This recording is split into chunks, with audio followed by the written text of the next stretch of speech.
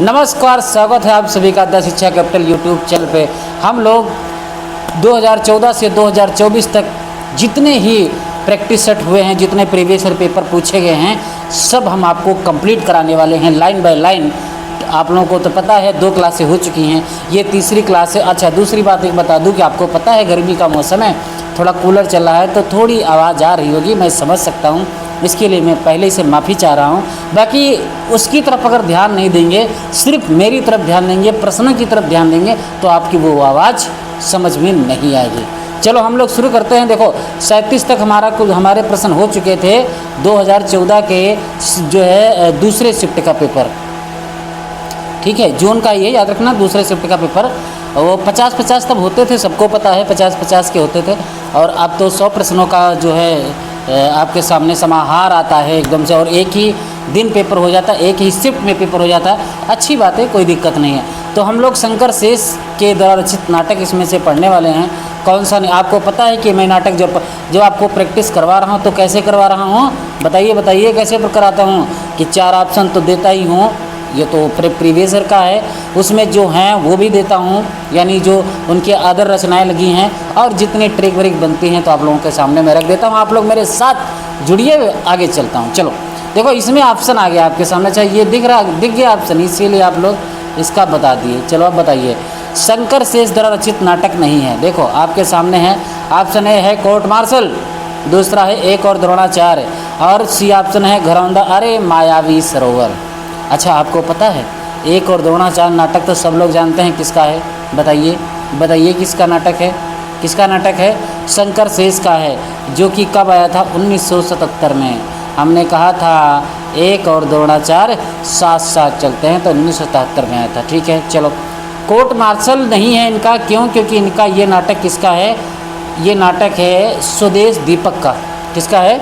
Court martial. चलो हम आगे देख लेते हैं। बाकी इनके एक और द्रोणाचार्य, घरौंदा और अरे मायावी सरोवर, ये शंकर शेष के नाटक हैं, हम लोग आगे देखने वाले हैं। देखते हैं व्याख्या में, देख लेते हैं। बहुत अच्छी बात, देखो इनके कौन कौन से नाटक, एक तो हो गया फंदी, दूसरे हो गए एक और द्रोणाचार्य। देखो मैंने कहा ना इसका समय क्या है, 77 है, ठीक है। फंदी, एक और द्रोणाचार्य 77 में, ठीक है। दूसरा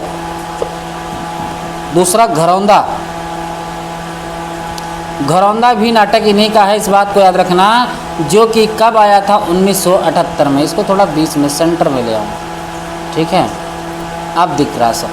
व्याख्या में देखते हैं। देखो फंदी, एक और द्रोणाचार्य नाटक इसका हो गया 77 में। हमने बताया ना कि द्रोणाचार्य एक ऐसे व्यक्ति थे जो हमेशा साथ में चलते थे, ठीक है। इसमें भी देखा होगा कहानी में 1-2 कहानियाँ साथ चलती हैं, तो साथ से 1977 याद हो गया।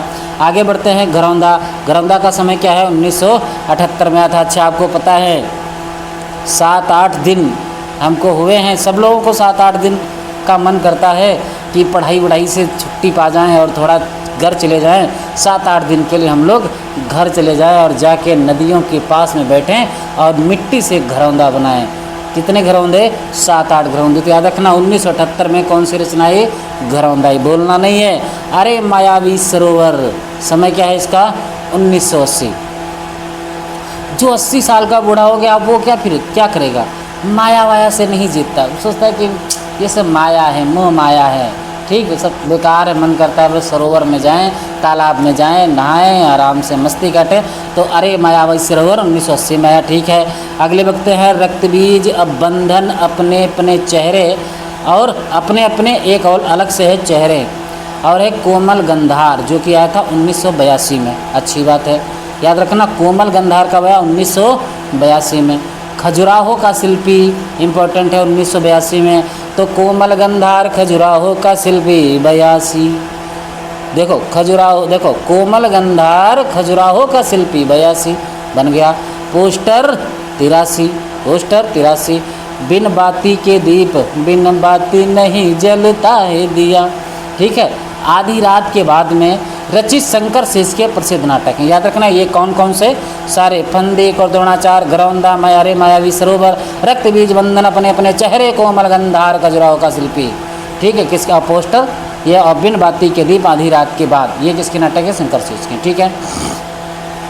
जबकि याद रखना बाल भगवान 1989, बाल भगवान 1989। कोर्ट मार्शल 1991 स्वदेश दीपक। कोर्ट मार्शल 1991 स्वदेश दीपक। जलता हुआ रथ 1998। जलता हुआ रथ 1998। सबसे उदास कविता ये भी 98। 2000 से 2 कम। ठीक है। काल कोठरी 99, 100, 2000 से 1 कम। ये सभी रचनाएं किसकी हैं? स्वदेश दीपक की हैं। चलो आगे बढ़ते हैं। इसमें से रचना आगे देखो। विद्यानिवास मिश्र के निबंध संग्रहों का प्रकाशन वर्ष के अनुसार सही क्रम लगाना है। ठीक है। विद्यानिवास मिश्र के याद रखना, कदम की फूली डाल, और जब कदम की डाल फूलेगी तो कैसे गिरेगी पता है? नीचे। कदम की डाल फूली नीचे गिरेगी तो उसकी आवाज़ कैसे आएगी? छप छप करके। तो छप छप छप्पन। याद रखना इसका समय क्या है? 1956। तुम चंदन हम पानी, तमाल के झरोखे से शेफाली जर रही है। ठीक है। अब हम लोग इसका देखो, उत्तर इसका ए है। अब इसका हम लोग देखने वाला नंबर ए देखो। हमने कहा यहाँ पे समझे, छितवन की छाँ कब आया है? 1953 में। इनके सारे निबंधन है। छितवन की छाँ, छितवन की छाँ 53। ऐसे नहीं याद आ रहा? देखो छितवन में 1 शब्द, 2 शब्द और 3 शब्द, तो 1953 होगा। याद रखना। कदम की फूली डाल, देखो कदम की फूली डाल गिरी तो कैसे गिरी? छप दे। 1956। तुम चंदन हम पानी, अरे तुम चंदन हो तो का कोई के यहाँ सतई हो? 57। तुम चंदन हम पानी, समय क्या आ गया? 57। याद रखना 1957 में। मैंने सिल पहुँचाई छाट के, कैसे? उसमें देखो कई सिले थी। याद रखना कई सिले थी। निबंधों का सन कैसे याद करें? ऐसे ही याद किया जाता है कि काफ़ी सिले थी और कहा कि सिल पहुंचाना है, तो उसमें से काफ़ी सिलों को मैंने अलग किया, उसमें से छांट दिया, तो क्या कर दिया? छांट छठ बन गया। परंपरा बंधन नहीं है, परंपरा कोई बंधन नहीं है। क्या हो गया? 76। याद रखना कौन? 76। याद रखना परंपरा कोई बंधन नहीं है। समय क्या है इसका? 76। तमाल के झरोके से एक ऐसा देखना, तमाल के झरोके से एक ऐसा 81। संचारणी 82। संचारणी का समय क्या है? 82। अंगद की नीयत 84। अंगद की नीयत बहुत खराब थी और इसीलिए क्या किया था? बाली के पुत्र थे अंगद और इनकी नीयत खराब थी। राम जी ने एक थप्पड़ मारा इस चौरंगे के, चौरंगे से 84। याद रखना 1984। शेफाली झर रही है, धीरे धीरे झर रही है। ठीक है। कैसे झर रही है? तो 89, 1989। लौंगा रंग सीरीज की याद आई, साहित्य के स्रोत, ये सभी विद्यानिवास मिश्र के निबंध हैं, सब लोग जानते हैं। आगे बढ़ते हैं। शरद जोशी के व्यंग्य निबंध, याद रखना शरद जोशी के व्यंग्य निबंधों का प्रकाशन वर्ष के अनुसार सही अनुक्रम लगाना है। राह किनारे बैठे हैं यत्र तत्र सर्वत्र लेके, हम भ्रष्टन के भ्रष्ट हमारे तिलस्म। तो इसमें याद रखना उत्तर कौन सा सही है? सी वाला। हम भ्रष्टन के भ्रष्ट हमारे, किसका निबंध? किसका है? शरद जोशी का। राह किनारे बैठे हैं, बहुत अच्छी बात, राह किनारे बैठ के। तिलस्म और यत्र तत्र सर्वत्र, ये समय हम लोग समय देखने वाले हैं इनका जितनी रचना है प्रकाशन वर्ष के अनुसार। देखो हम भ्रष्टन के भ्रष्ट हमारे 1971। ठीक है। 71 भ्रष्टा। याद रखना ज़्यादा भ्रष्ट काम करोगे तो 71 हो जाओगे। याद रखना क्या हो जाओगे? हत्यारा हो जाओगे। 71 हो गया। हम भ्रष्टन के भ्रष्ट हमारे। जीप पर सवार इल्लियाँ, ये इंपॉर्टेंट है, ये पूछा जाता है। याद रखना शरद जोशी का ये पूछा जाता है भैया कि जीप पर सवार इल्लियाँ किसका है? 1971 में किसका हो गया भैया? जीप पर सवार इल्लियाँ किसका हो गया? शरद जोशी। किसी बहाने 71। याद रखना हम भ्रष्टन के भ्रष्ट हमारे, जीप पर सवार इल्लियाँ, और किसी बहाने 71। याद रखना सब 71 में है। राह किनारे बैठे थे तेरे इंतजार में 73 में। तिलस्म हो गया कैसा? 75 में। दूसरी सतह ये भी 75 में। यत्र तत्र सर्वत्र 2000। यथासंभव इतिहास शरद जोशी के सब निबंध संग्रह हैं। ठीक है। चलो आगे बढ़ते हैं। प्रश्न नंबर, देखो आगे देखिए प्रश्न नंबर, बहुत अच्छी देखो ये रहा, इसका लगा ही दोगे आप लोग।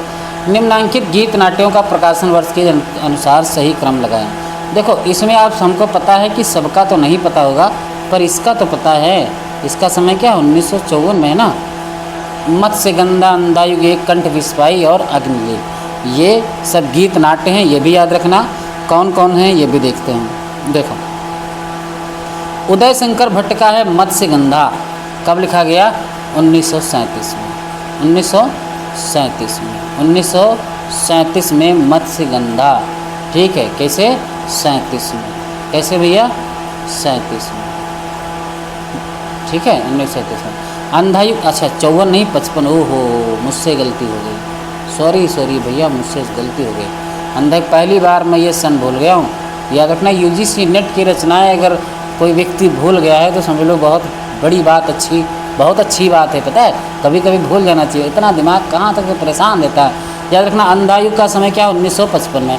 एक कंठ विस्पाई 1963 में, समय क्या है 63 में। अग्निलेख ये कब है 76 में। किसके हैं देखो, उदय शंकर भट्ट मत्स्यगंधा, धर्मवीर भारती अंधायुग, बहुत अच्छी बात। दुष्यंत कुमार एक कंठ विस्पाई, और भारत भूषण अग्रवाल की रचना कौन है अग्निलेख, जो कि 1976 में आए थे।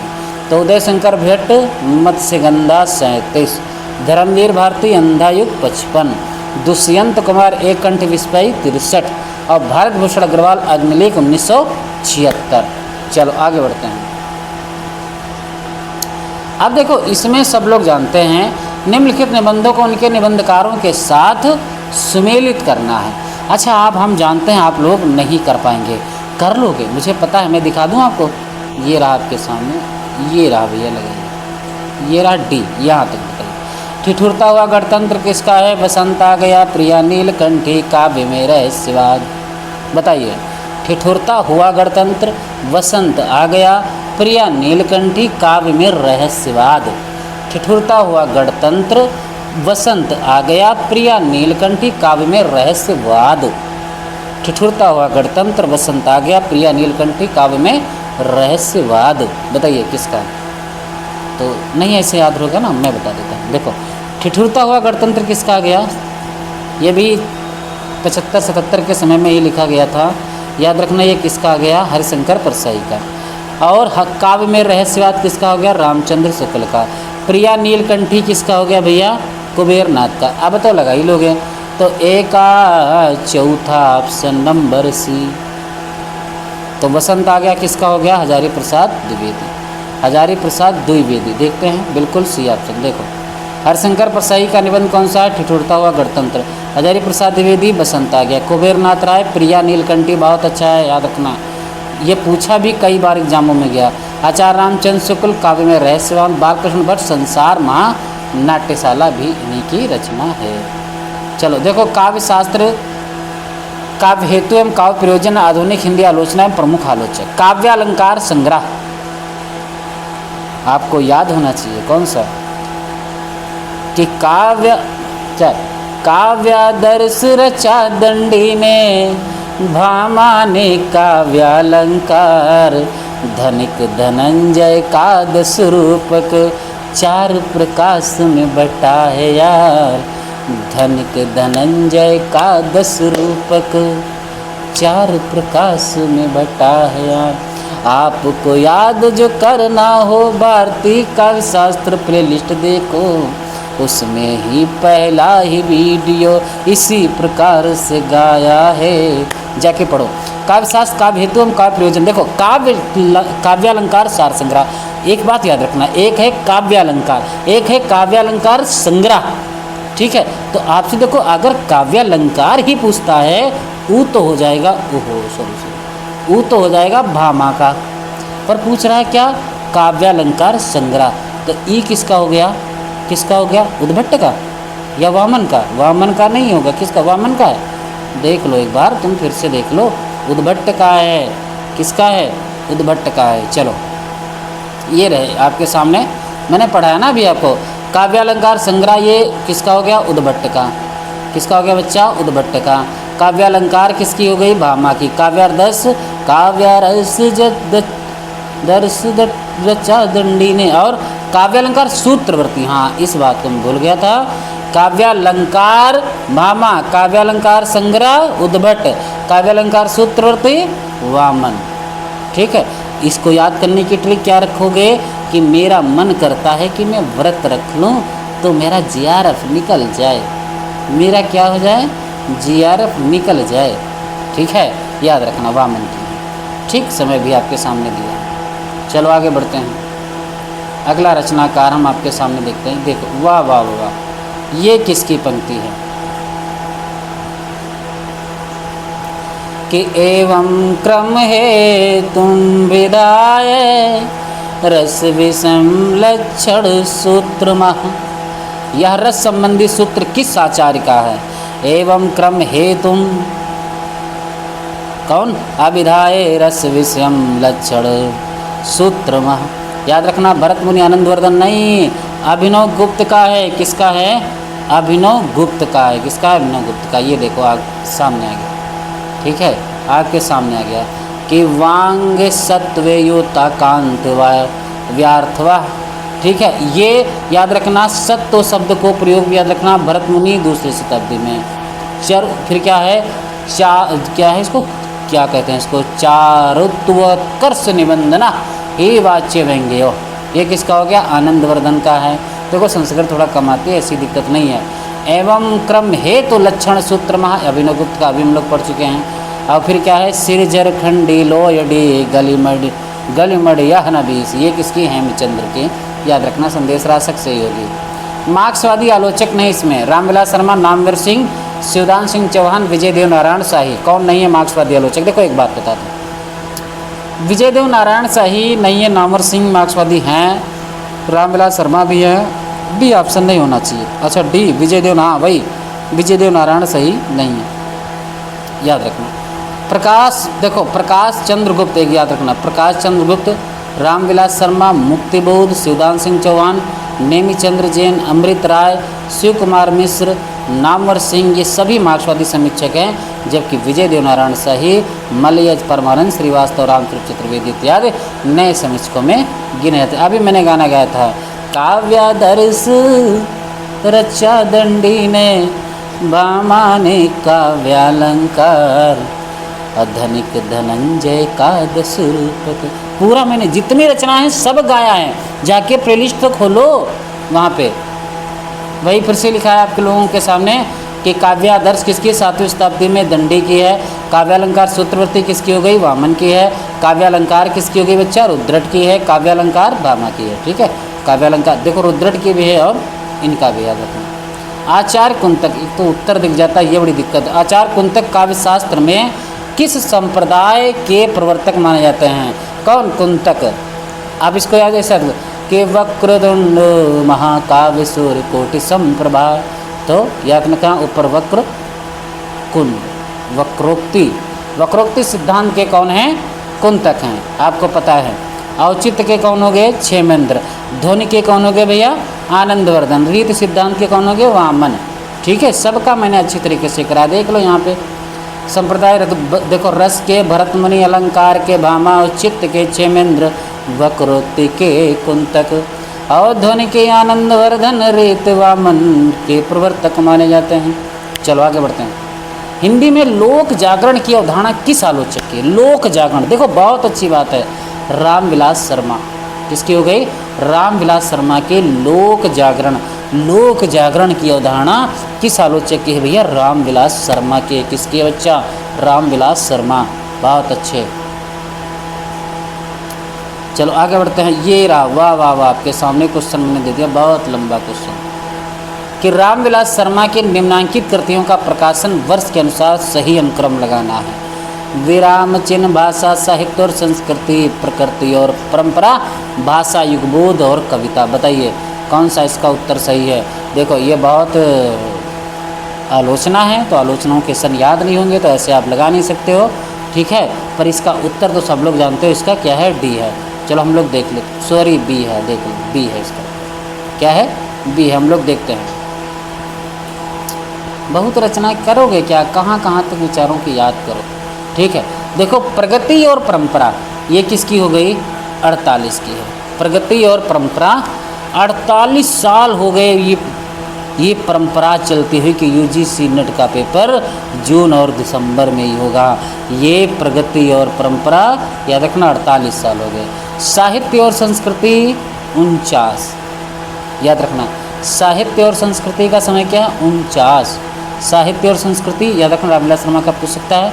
तो साहित्य और संस्कृति कैसे कैसे याद रखो, गाना क्या है कि राहों में उनसे मुलाकात हो गई, जिसे डरते थे वही बात हो गई। और साहित्य संस्कृति, तो राहों में उनसे मुझे इसी बात का डर था कि मुलाकात हो जाएगी, तो साहित्य और संस्कृति मुझसे पूछेंगे कि तुम्हारी साहित्य और संस्कृति क्या है, तो उनको मैं क्या जवाब दूंगा? उनसे 49 याद रखना। भाषा साहित्य और संस्कृति देखो क्या किया जाए बच्चा, 1954। ठीक है, भाषा साहित्य और संस्कृति ये हमारी चॉइस नहीं है, 54 याद रखना।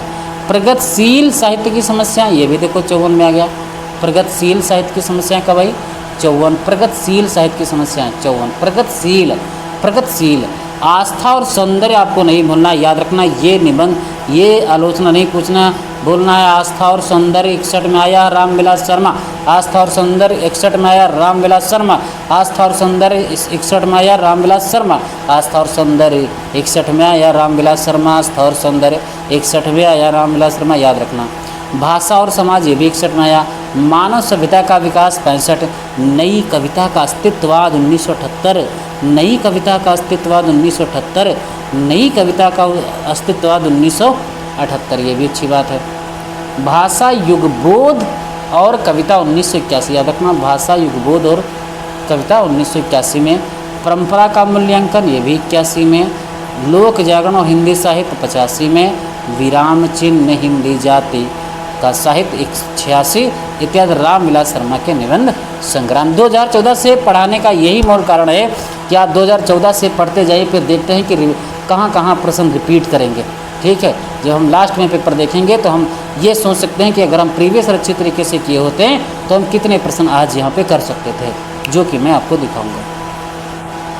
देखो क्या करोगे। अब फिर आ गया नेमचंद जैन की रचनाओं का प्रकाशन वर्ष के अनुसार सही क्रम लगाना।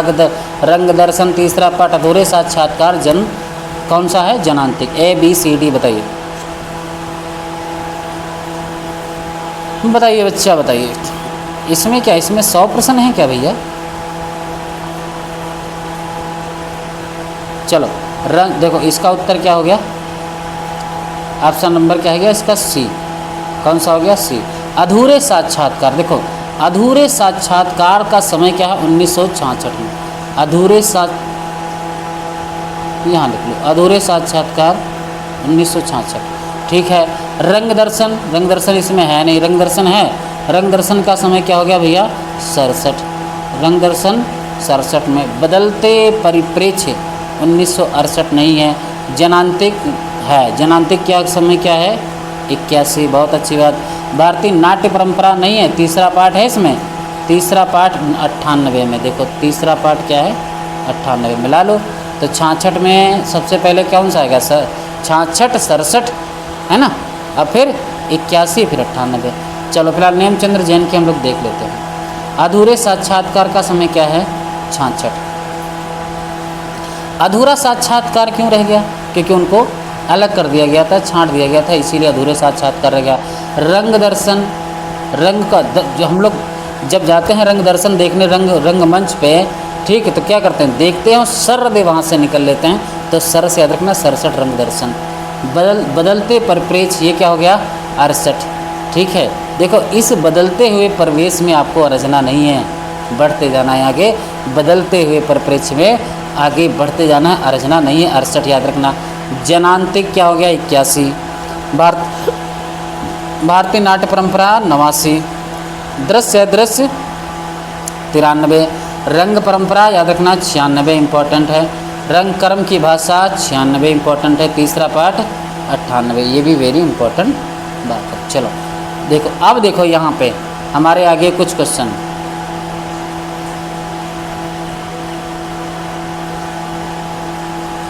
क्या है कि विखंडनवाद मार्क्सवाद का विस्थापन नहीं, अपितु उसकी जड़ों तक पहुंचना। विखंडनवाद याद पता होना चाहिए कि किसका दिया हुआ है, किसका दिया है? जॉक दरिदा का है ये। ठीक है। विखंडनवाद कह रहा है कि विखंडनवाद मार्क्सवाद का विस्थापन नहीं है, उसकी विस्थापना नहीं करता है, अपितु उसकी जड़ों तक पहुंचाता है। बिल्कुल सही बात कि जब आप किताब खोल के बैठते हैं तो जो पढ़ते हैं उसका जो अर्थ समझ में आता है, व्याख्या करके अपने अंदर लेके जाते हैं, इसी को कहते हैं विखंडनवाद।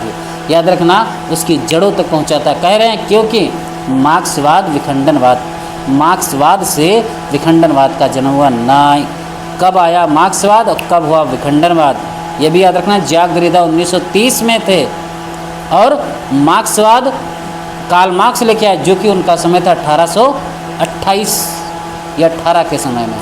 ठीक है, याद रखना। तो ए सही है, आर गलत। देखो यहाँ मार्क्सवाद सामाजिक यथार्थवाद की बात करता है तथा तर्क के माध्यम से उसकी जड़ तक जाने की बात करता है। ठीक है, विखंडनवाद भी जड़ तक पहुँचने की बात करता है। दोनों एक दूसरे से संदर्भित होते हैं। मार्क्सवाद और विखंडनवाद दोनों अलग अलग विचार हैं। यहाँ पे विचारों की भी बात है, वहाँ से भी आप इसको कनेक्ट कर सकते थे। ठीक है, चलो आगे देखते हैं।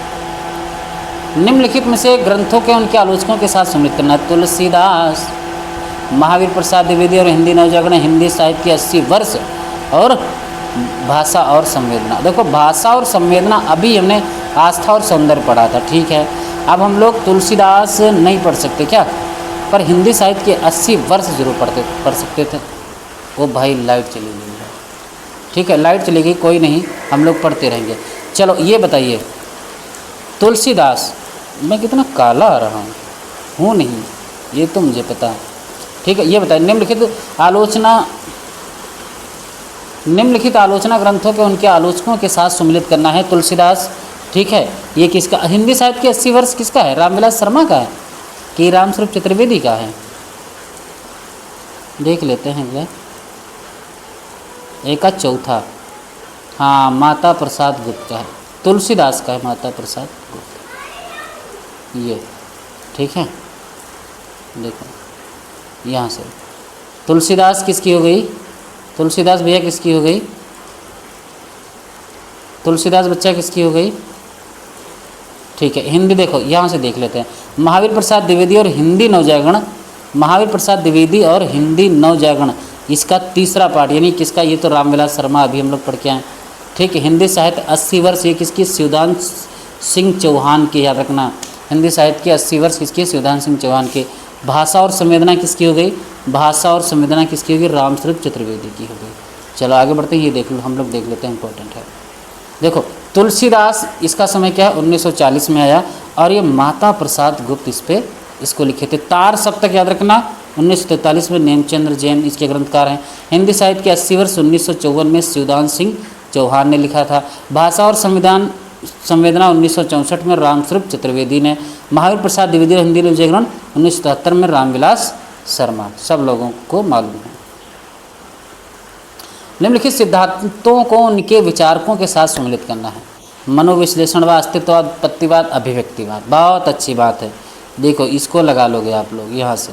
मनोविश्लेषणवाद, इसका उसको नहीं पता आप लोग, पर इसका तो जानते हैं। अभिव्यक्तिवाद किसका है जानते हैं, अभिनव गुप्त का है ना। डी का पहला देख लेते हैं किसमें, सी में मिल गया। मनोविश्लेषणवाद किसका हो गया, युंग का हो गया। किसका हो गया बच्चा, युंग का हो गया। अस्तित्ववाद किसका हो गया, जयपाल सात्र का हो जाएगा ना, ये तो ये हो गया। उत्पत्तिवाद हम लोग पता है क्या है, भाटा की उत्पत्ति होती है तो भट्टलोलट की होगी। ठीक, ये सारे भारतीय काव्यशास्त्र में हम पढ़ा चुके हैं, आप लोग जाके देखें, मैंने ट्रिक से याद कराया सब। ठीक है, देखो ये बता दिया हमने। युंग का मनोविश्लेषणवाद, ठीक, जयपाल सात्र का अस्तित्ववाद, आचार्य भट्टलोलट का उत्पत्तिवाद, अभिनव गुप्त का अभिव्यक्तिवाद, सब पढ़ा चुके हैं आप लोग, क्यों टेंशन ले रहे हैं। चलो और देख लेते हैं। पाश्चात्य काव्यशास्त्र, प्लेटो, अरस्तु, लंजानियस, क्रोचे, आइए रिसेट नई समीक्षा। क्या क्या है, जादू यथार्थवाद, मैजिक रियलिज्म शब्द का सबसे पहले प्रयोग किसने किया था। ठीक है, सात्र ने, फ्रांज काफ्का, फ्रेंजरोस, कामू, किसने किया था, जादुई यथार्थवाद। आ गई भैया लाइट। जादू यथार्थवाद किसने किया था, आपको पता है कि जादू यथार्थवाद किसने किया था, किसने किया था, सार्त्र ने। किसने किया था, नहीं, फ्रेंजरो। देखो वैसे तो बुआलो का भी है जादू यथार्थवाद, ठीक है, पर यहाँ पे एक फ्रेंजरो को भी माना जाता है। ठीक है, चलो आगे बढ़ते हैं। जादू यथार्थवाद याद रखना, मैजिक रियलिज्म शब्द का प्रयोग फ्रेंजरो ने किया था। किसने किया था, फ्रेंजरो ने किया था। किसने किया था बच्चों? फ्रेंजरो ने किया था। किसने किया था? फ्रेंजरो ने। चलो अच्छी बात है। अन्य ग्रंथ में देख लेते हैं कि मस्तीन सुखा डाही भी यासी में और मठाही भी। क्या बात है कि मस्तीन सुखा डाही भी यासी में और मठाही भी दे दे धुना नुपजाही भी पी फिना सतसाही भी। क्या बात है, क्या पंक्ति है भाई। एक बार फिर से पढ़ लिया जाए।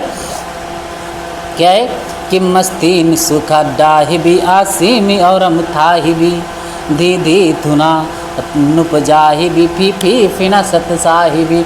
ये पूछ रहा हूँ ये किस भाषा में है?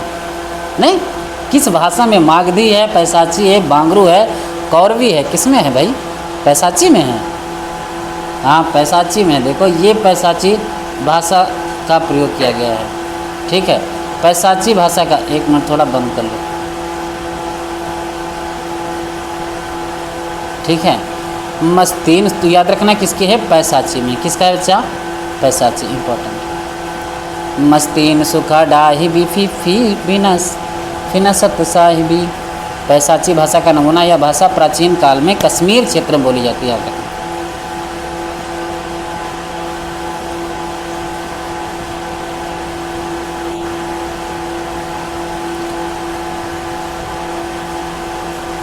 देहरी भई विदेश किस विधा की रचना है? देखो देहरी भई विदेश बहुत अच्छी रचना है। देहरी भई विदेश किस विधा की रचना है? देखो आत्मकथ्य रचना है। रखना कैसी है? आत्मकथात्मक रचना है। किसकी भैया ये भी देख लेते हैं। देहरी भई विदेश।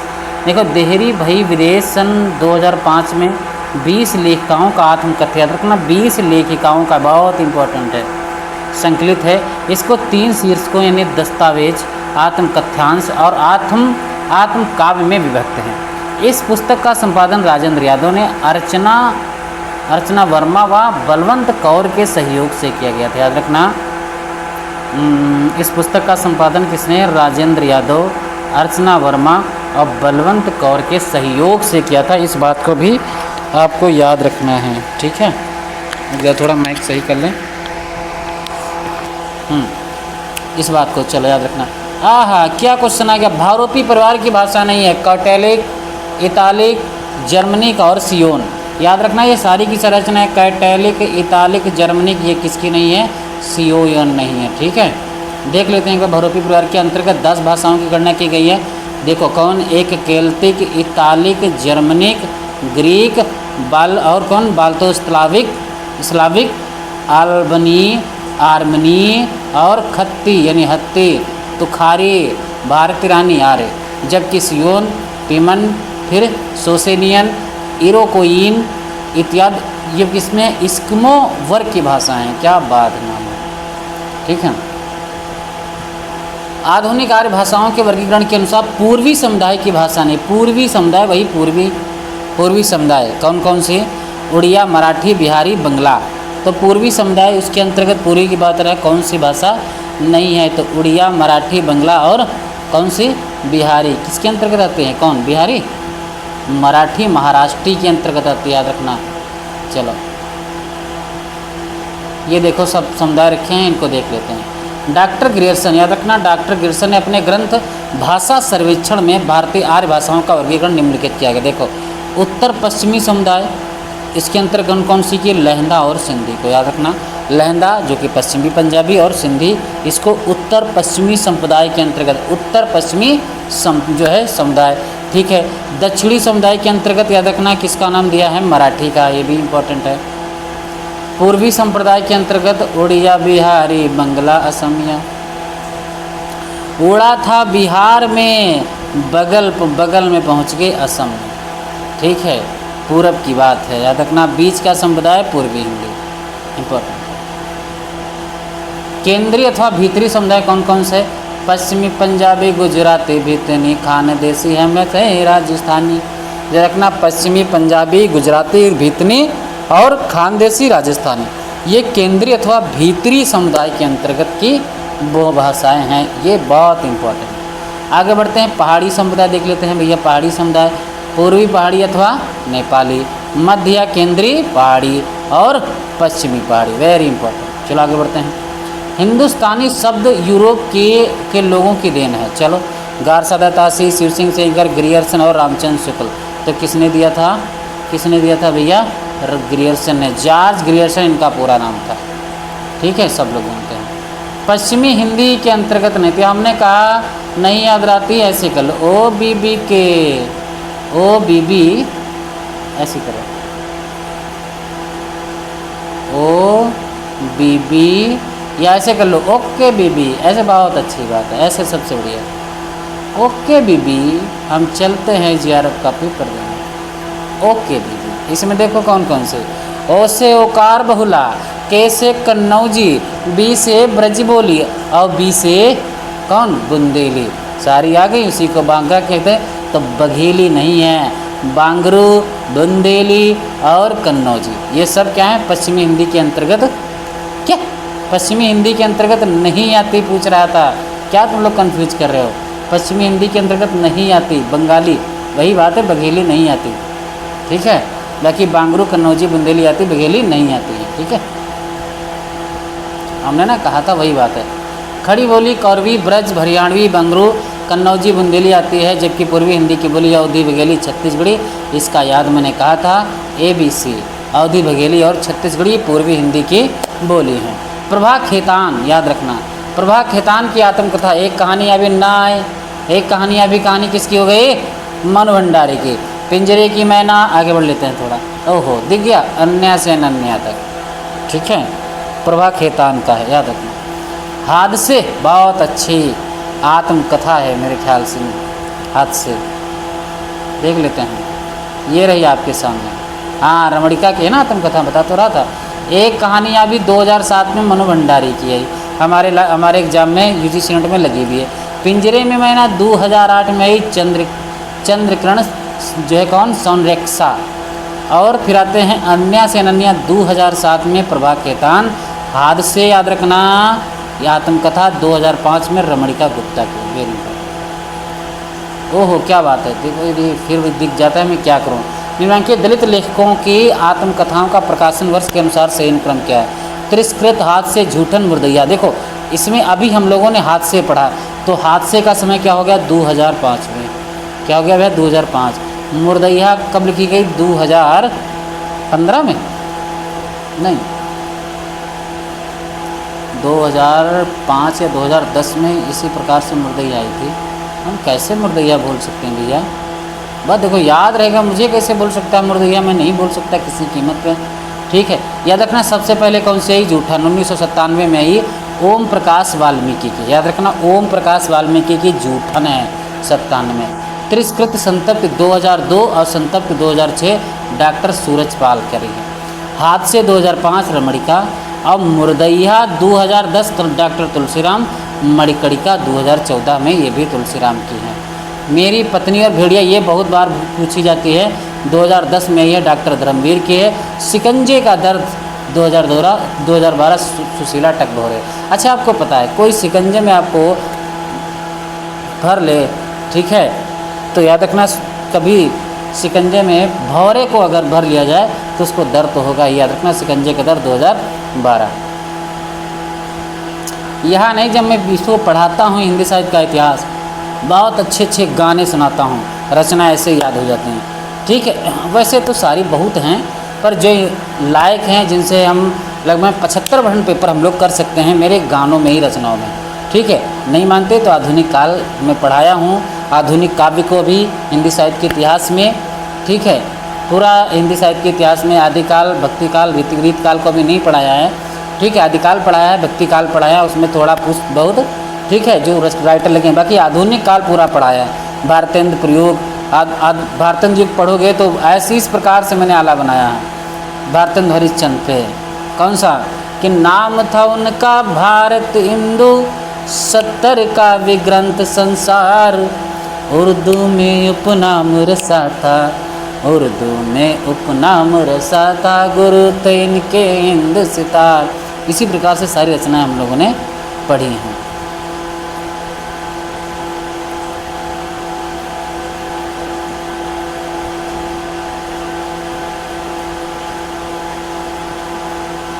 चलो आगे देखते हैं। निम्नलिखित कवियों को उनके काव्य संग्रहों के साथ सम्मिलित करना। इस बात को याद रखना। नरेंद्र वर्मा, नागार्जुन, केदारनाथ अग्रवाल, भवानी प्रसाद मिश्र। आहा हा, फूल नहीं गुल मेहंदी, हाय फूल नहीं गुल मेहंदी। याद रखना किसकी रचना है? फूल नहीं रंग बोलते हैं, केदारनाथ अग्रवाल की। अरे हमने बहुत अच्छा इस पे गाना बनाया। सुनाऊंगा नहीं, रचना जाके क्लास जाके देखोगे तभी समझ में आएगी, ठीक है। नरेंद्र देखो इसमें केदारनाथ अग्रवाल फूल नहीं रंग हो गया। भवानी प्रसाद मिश्र की कौन सी हो गई? बुनी हुई रस्सी, इसी पे इनको साहित्य अकादमी मिला, ठीक है। और नागार्जुन की कौन सी हो गई? युगधारा। और कौन सी हो गई? आत्मजयी बचा। और भी हैं क्या नीचे लेखक? नहीं, तो नरेंद्र वर्मा तो नहीं थे। अब ये आत्मजयी किसी की नहीं, प्रवासी के गीत है। तो हम लोग मार लें कौन सा? सी। हाँ सही है। देखो ये रहा आपके सामने। नरेंद्र वर्मा की कौन सी रचना है? प्रवासी के गीत 1939 में। नागार्जुन युगधारा 56 में। केदारनाथ अग्रवाल फूल नहीं रंग बोलते 1965 में। बहुत अच्छा गाना सुनाया, याद रखना। मार कटारी मर जाऊं, इस तर्ज पे मैंने उसको सुनाया है, आप लोग जाके पढ़ें। भवानी प्रसाद मिश्र की रचना है बुनी हुई रस्सी 1971 में। कुंवर नारायण की थी आत्मजयी 1965 में आई है, याद रखना। गणेश शंकर विद्यार्थी, चंद्रधर शर्मा गुलेरी, भारतन हरिचंद, महादेव वर्मा। पत्रिकाओं से सम्मिलित करना है तो हम लोगों को नहीं पता है इसमें कौन किसकी है, पर इसमें कुछ पत्रिकाएं आप लोगों को पता होना चाहिए। देखो सबसे पहली बात, हम लोग मानते हैं कि महादेव वर्मा ने चांद पत्रिका का प्रकाशन किया। कहा भैया बहुत अच्छी बात। भारतन हरिचंद ने किसका किया? कविवचन सुधा का किया, ठीक है। और बचा कौन? चंद्रधर शर्मा गुलेरी, इसके मतवाला किया था इन्होंने ना। चलो इसी से देख लेते। सी का चौथा और डी का पहला। सी का चौथा, डी का पहला, हम लोग देख सकते हैं। सी का चौथा, सी का ये पांचवा, सी का पांचवा, ये आ गया, ठीक है। पहला वाला उत्तर कौन सा हो गया? पहला। अब देख लेते हैं। देखो गणेश शंकर विद्यार्थी ने प्रताप पत्रिका निकाली थी 1913 में। चंद्रधर शर्मा गुलेरी समालोचक, याद रखना, 1902 में। महादेव वर्मा चांद पत्रिका 1920। निराला की पत्रिका है मतवाला, याद रखना, 1923 में। भारतन हरिचंद कविवचन सुधा 1968 में इसको प्रकाशित करते हैं। चलो आगे बढ़ते हैं। क्या बात है, ये पत्र, ये कविताओं से जानते हो क्या निकाला इन्होंने? आपको पता है क्या निकाला है? मैं बता देता हूँ। कविताओं से जो पात्र हैं, नायक है, उससे निकाला। देखो हम बता दें, आपको पता है यशोदा किसकी पात्र? नहीं पता कोई नहीं। केस कम्बली तो बता। आ गई प्रेमवद केस कम्बली गुपा गई, राजा ने कहा कृत कृत हुआ तात पधारे आप, लघु संकेत समझ राजा का, दौड़ दौड़े लाई असाध्य बीड़ा, ठीक है। तो ये केस कम्बली किसके हो गए? असाध्य बीड़ा के। डी का पहला, डी का पहला किसमें मिल गया? बी में मिल गया। इसी से उत्तर आ गया। चलो एक में मिल जाए उसी से उत्तर निकालो, आगे बढ़ जाओ, कोई दिक्कत नहीं। फिलहाल हम देखेंगे यशोदा किससे होंगे? यशोदा प्री प्रवास से। प्री प्रवास 1914 में आया, 17 भाग, बड़ा अच्छा है, ठीक है। सची, सची किसकी हैं? सची विष्णु प्रिया की है। आय है। अश्वत्थामा अंधायुग, सब लोग जानते हैं, 1955 में आया था, ठीक। असाध्य बीड़ा 64 में थी और प्री प्रवास 1914 में है, ठीक है। देखो याद रखना, हरिओद की, प्री प्रवास की, मैथिली गुप्त की, विष्णु प्रिया, धर्मवीर भारती अंधायुग, आज्ञा असाध्य बीड़ा, रघुवीर साय आत्महत्या के विरुद्ध, ठीक है। देखो ये पंक्तियां हैं,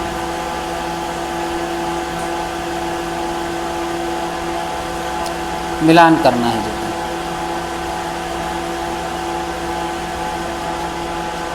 विषम शिला संकुला पर्वतो भूतः गंगा, औसस्य तार कहारा अभिद्रुता अतिशय पूता। किसकी है? त्रिलोचन पंत को ना समसन बंद। आगे बढ़ते हैं। अर्ध विवृत जघनों पर तरुण सत्य के सिरधर, लेटी थी वह दामिनी सी रुचि गौर कलेवर। तुम मुझे प्रेम करो जैसे मछलियाँ लहरों से करती हैं। क्या बात है, अनंत विस्तार का टूट मौन मुझे भयभीत करता है। देखो ये मेरे ख्याल से जो पंक्ति है, तुम मुझे प्रेम करो जैसे मछलियाँ लहरों से करती हैं, ये शायद त्रिलोचन की, ये किसकी है? सर्वस्य दयाल सक्सेना की है। ये पंक्तियाँ देखो निकालना पड़ेगा। बी विषम शिला संकुलात से पूता, ये किसकी थी पंक्ति? त्रिलोचन की। जगनों की कलेवर, ये देखो मैं सोच रहा था पंत की पंक्ति है। तुम मुझे प्रेम करो, देखो शमशेर बहादुर सिंह की है। अनंत विस्तार वाली किसकी पंक्ति है? कुंवर नारायण की। लो और तेज हो गया उनका रोजगार, जो कहते आ रहे हैं पैसे लेकर उतार देंगे पार, सर्वेश्वर दयाल सक्सेना की पंक्ति है। 67 में देख लेते हैं, देखो फिर से देखिए, जैसे विश्व में विश्वात्मा की अभिव्यक्ति होती है, वैसे ही नाटक में रस की। जैसे विश्व में विश्वात्मा, देखो यहाँ से तो ठीक है, वैसे ही नाटक में रस, भाई नाटक में रस की तो होती है, ठीक है, पर विश्व में विश्वात्मा की अभिव्यक्ति क्या होता है, ये इसीलिए कथन ये गलत हो गया। अब ये मत सोचो कि वहाँ पे उत्तर दिख गया इसलिए है जो कुछ है, ठीक है, क्या दोनों सही दे दिया, इसमें कैसे दे सकता है? विश्व में विश्वात्मा क्या होता है? क्योंकि नाटक में रस की स्थिति आद्यांत होती है, ठीक है, ऑप्शन नंबर ए सही है इसका, याद रखिए। ये तो आप नहीं पूछे जाते हैं ज़्यादा तर्क वाले कथन, वैसे इनमें कोई ट्रिक मैं लगा ही नहीं सकता हूँ, जो कॉन्सेप्ट क्लियर होंगे तभी से होगा। छायावाद के संबंध में मान्यता है कि किसी कविता के भावों की छाया यदि कहीं अन्यत्र जाकर पड़े तो उसे छायावादी कविता कहना चाहिए, क्योंकि छायावादी कविता अन्योक्ति से अधिक नहीं है। ए और आर दोनों सही है, ठीक है, याद रखना।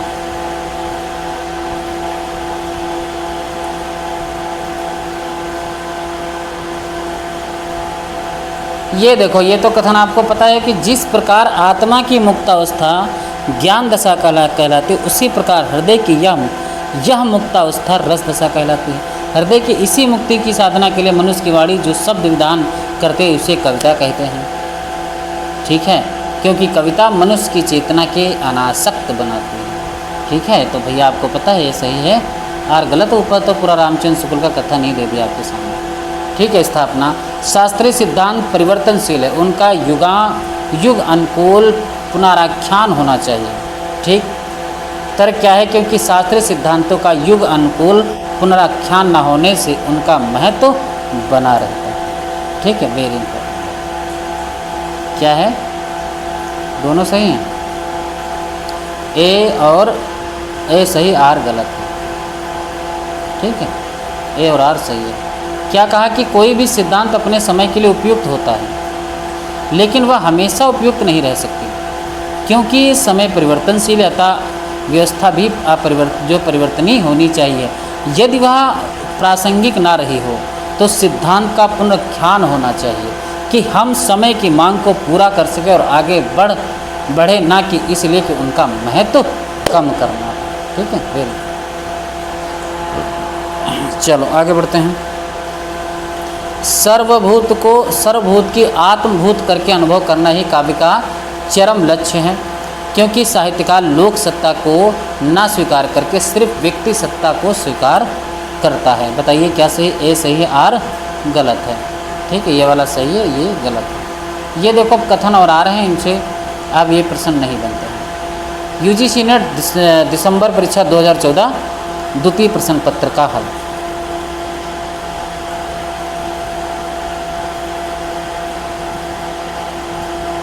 ठीक है,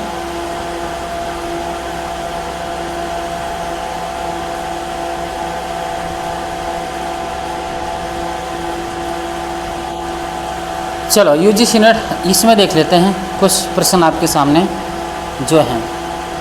कंठोष्ठ ध्वनि का उदाहरण कौन सा? देखो एक बात मैं बता दूं यहाँ पे, अब क्या मैं बताऊं, मैं इसमें आप लोग समझ नहीं पाओगे ऐसे।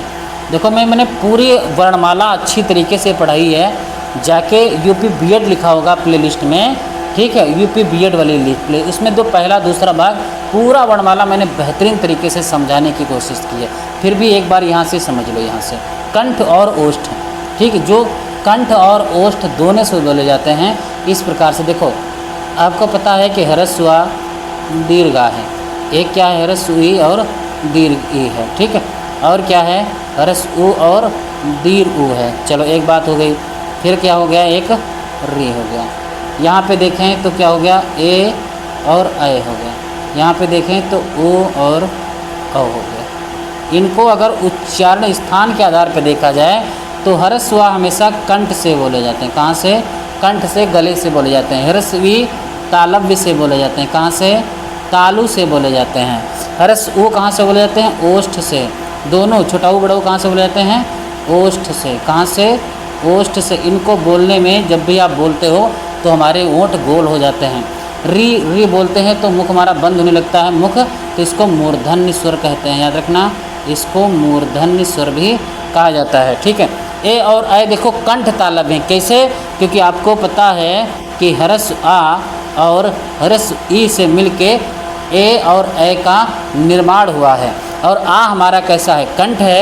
ई कैसा है? देखो हमने दिखाया है तालब है, इसीलिए इनका नाम हो गया कंठ तालव्य। क्या नाम हो गया बच्चा? कंठ तालव्य। क्या नाम हो गया? कंठ तालव्य। ओ आओ देखो, आपको पता है कि हरस आ यानी छोटा आ और छोटा ऊ, इनसे मिलके ओ बनता है। आ क्या है? कंठ है, और ऊ क्या है? ओष्ठ है, इसीलिए इसको कंठोष्ठ कहा गया। आप बता सकते हो इसमें से कौन सा है? ठीक है, कौन सा हो गया? औ हो गया, कंठोष्ठ ध्वनि। सब पढ़ाया हुआ है, जाके एक बार उसको क्लास को देखोगे तो वर्णमाला आपकी गलत नहीं होने वाली। पश्चिमी हिंदी की 2 बोलियों का सही युग्म है कन्नौजी अवधी, ब्रज बघेली, छत्तीसगढ़ी बाकरू और खड़ी बोली बुंदेली। ठीक है, तो हमने कहा था वो भी याद रखना, खड़ी बोली बुंदेली है इसकी रचना का। ठीक है, आगे बढ़ते हैं। शब्द जब वाक्य में प्रयुक्त होने की योग्यता प्राप्त करे, शब्द जब वाक्य में प्रयुक्त होने की योग्यता प्राप्त करता है तो उसे कहा जाता है क्या? पद कहा जाता है। क्या कहा जाता है बच्चा? पद। ठीक है, अब वो बड़ा स्मार्ट होता है तो सब बता देता पद क्या होता है और उपवाक्य क्या होता है, सब बता देता है। ठीक है, क्या होता है? पद। भाषा की सार्थक लघुत्तम इकाई शब्द है, जबकि भाषा की सबसे छोटी इकाई ध्वनि है। वाक्य भाषा की पूर्ण सार्थक इकाई इसलिए जब शब्द वाक्य में प्रयुक्त होता है तो उसे पद कहते हैं। ठीक है, इंपॉर्टेंट। अर्धमागधी अपभ्रंश से विकसित बोली देखिए कौन है? अर्धमागधी अपभ्रंश से। अर्धमागधी से कौन से? बघेली। कौन सी? अवधी, बघेली और छत्तीसगढ़ी। पूर्वी हिंदी अर्धमागधी से निकली कौन? पूर्वी हिंदी। पूर्वी हिंदी से कौन सी निकली? अवधी, बघेली और छत्तीसगढ़ी। याद रखना यहाँ पे। अर्धमागधी से विकसित बोली कौन कौन सी? अवधी, बघेली और छत्तीसगढ़ी। सौर सेनी से विकसित बोली कौन सी? पश्चिमी बोली और हरियाणवी, कन्नौजी और बुंदेली और ब्रज। ठीक है। मागधी अपभ्रंश से विकसित बोली कौन सी है? भोजपुरी, मैथिली, मगही, बंगला, उड़िया, असमिया।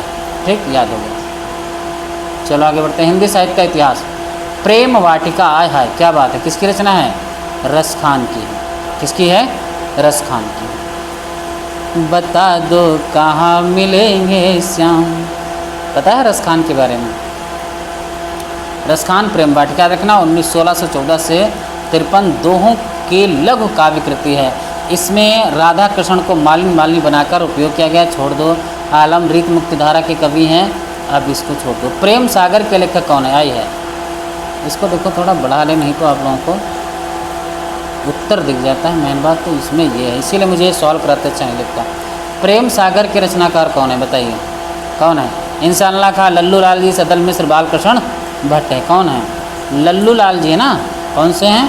इंसानल्लाह की कहानी याद रखना, रानी केत की कहानी इंसानल्लाह खां की रचना है। ठीक है, देखो ये रहे। प्रेम सागर 1810 ईस्वी में लल्लू लाल द्वारा रचित कृति है। इस इंसानल्लाह खां की रचना याद रखना रानी केत की कहानी है।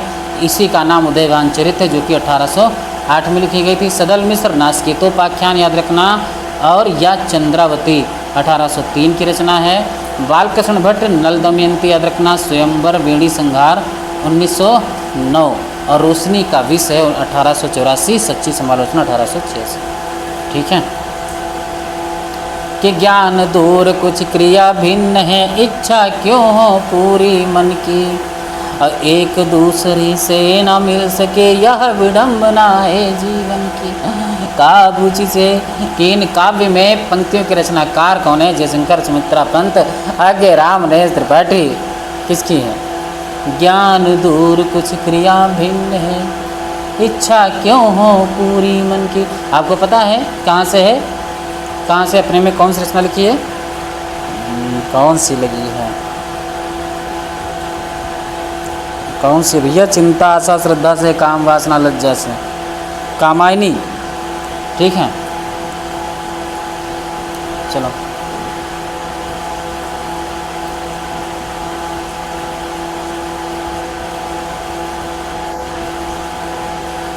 देखो, भाषा काव्य संग्रह 1873 में आया था, इस बात को याद रखना।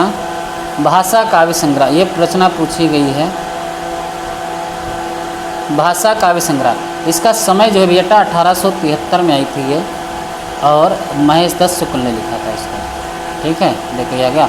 भाषा काव्य संग्रह 1873 में। साहित्य का इतिहास है, महेश दत्त शुक्ल ने लिखा। हिंदी साहित्य का इतिहास 1929 में आई, आचार्य रामचंद्र शुक्ल ने। मिस्र बंधु विनोद 4 भागों में आई, 1913 में मिस्र बंधु। ठीक है, मिस्र बंधु याद रखना, श्याम सुखदेव और गणेश बिहारी। ये पूछे जाते हैं, श्याम शुक्र को आए गणेश को लेने, इस बात को याद रखना। ये तीनों हैं मिस्र बंधु। संस्करण 1934, चतुर्थ संस्करण का 1934 में। ठीक है। वल्लभाचार्य का याद रखना, वल्लभाचार्य को वेदांत सूत्र पर लिखा प्रसिद्ध क्या, आड़ुभाष्य, जहाँ भी हो वही लगा देना, ऑप्शन नंबर सी। वल्लभाचार्य की रचना आड़ुभाष्य वेदांत सूत्र पर आधारित अपूर्ण कृति है। इनकी प्रमुख रचना पूर्व मीमांसा भाष्य, उत्तर मीमांसा भाष्य, ब्रह्म सूत्र भाष्य और तत्वदीप है। क्या है, तत्वदीप। कि पानी परात को हाथ छुयो नहीं, नैनन के जल सो पग धोए। क्या बात है कि पानी परात को हाथ छुयो नहीं, नैनन के जल सो पग धोए। किस कवि की पंक्तियां हैं, नरोत्तम दास। याद रखना, एग्जाम में पूछे भी गए हैं, इसी एग्जाम में पीछे जून में पूछे गए थे, नरोत्तम दास रचना पूछी गई, याद रखना।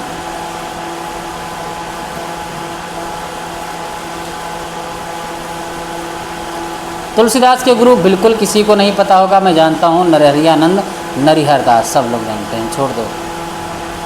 कवित्र रत्नाकर, कवित्र रत्नाकर किस कवि की कृति है, किसकी है भैया, भिखारी दास। किसकी है, सेनापति की है। किसकी है, कवित्र रत्नाकर किसकी है बच्चा, सेनापति। किसकी है बच्चा, सेनापति की है। अच्छी बात है, आगे बढ़ते हैं। मैंने बता दिया, काव्य निर्णय भिखारी दास, रामचंद्रिका केशवदास, प्रबोध 50 पद्माकर की है। उत्तर कबीर, देखो उत्तर कबीर किसकी रचना है, केदारनाथ सिंह की है। किसकी है, उत्तर कबीर केदारनाथ सिंह की है। किसकी है, उत्तर कबीर केदारनाथ सिंह की है। ठीक है, देखो ये भी देख लेते हैं साथ में। उत्तर कबीर, इस पर भी व्यास सम्मान मिला 1997 में, केदारनाथ सिंह। आत्मजयी व्यास सम्मान मिला 1995, कुंवर नारायण को कहीं नहीं, वहीं साहित्य अकादमी मिला 1994, अशोक वाजपेयी।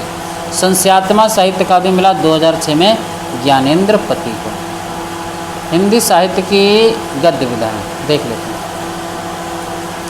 अनघ किसका नाटक है, आपको पता है, मैथिली शरण गुप्त का।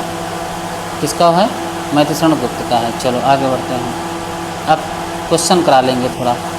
घुमक्कड़ शास्त्र किसकी रचना है, बताइए, सब लोग जानते हैं, राहुल सांकृत्यायन की है। किसकी है, राहुल सांकृत्यायन की। इनकी और रचनाएं हम देख लेते हैं, नहीं है, हाँ ये देखो, यात्रा साहित्य प्रकाशन वर्ष, देखो ये इंपॉर्टेंट है।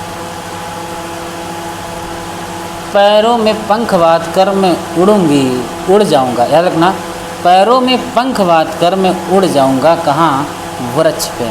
देखो लड़कियों के लिए बहुत खास करके, ठीक है, लड़कियां चाहती हैं, क्या चाहती हैं, उसमें गाना भी है कि पंख जो होती मैं उड़ जाती नंद बाबा के द्वार, उमड़ी उमड़ी मेरा जियरा रोवे, बहर दूध की धार, लाल मेरा रोवत हुई है कि भूखे सोवत हुई है।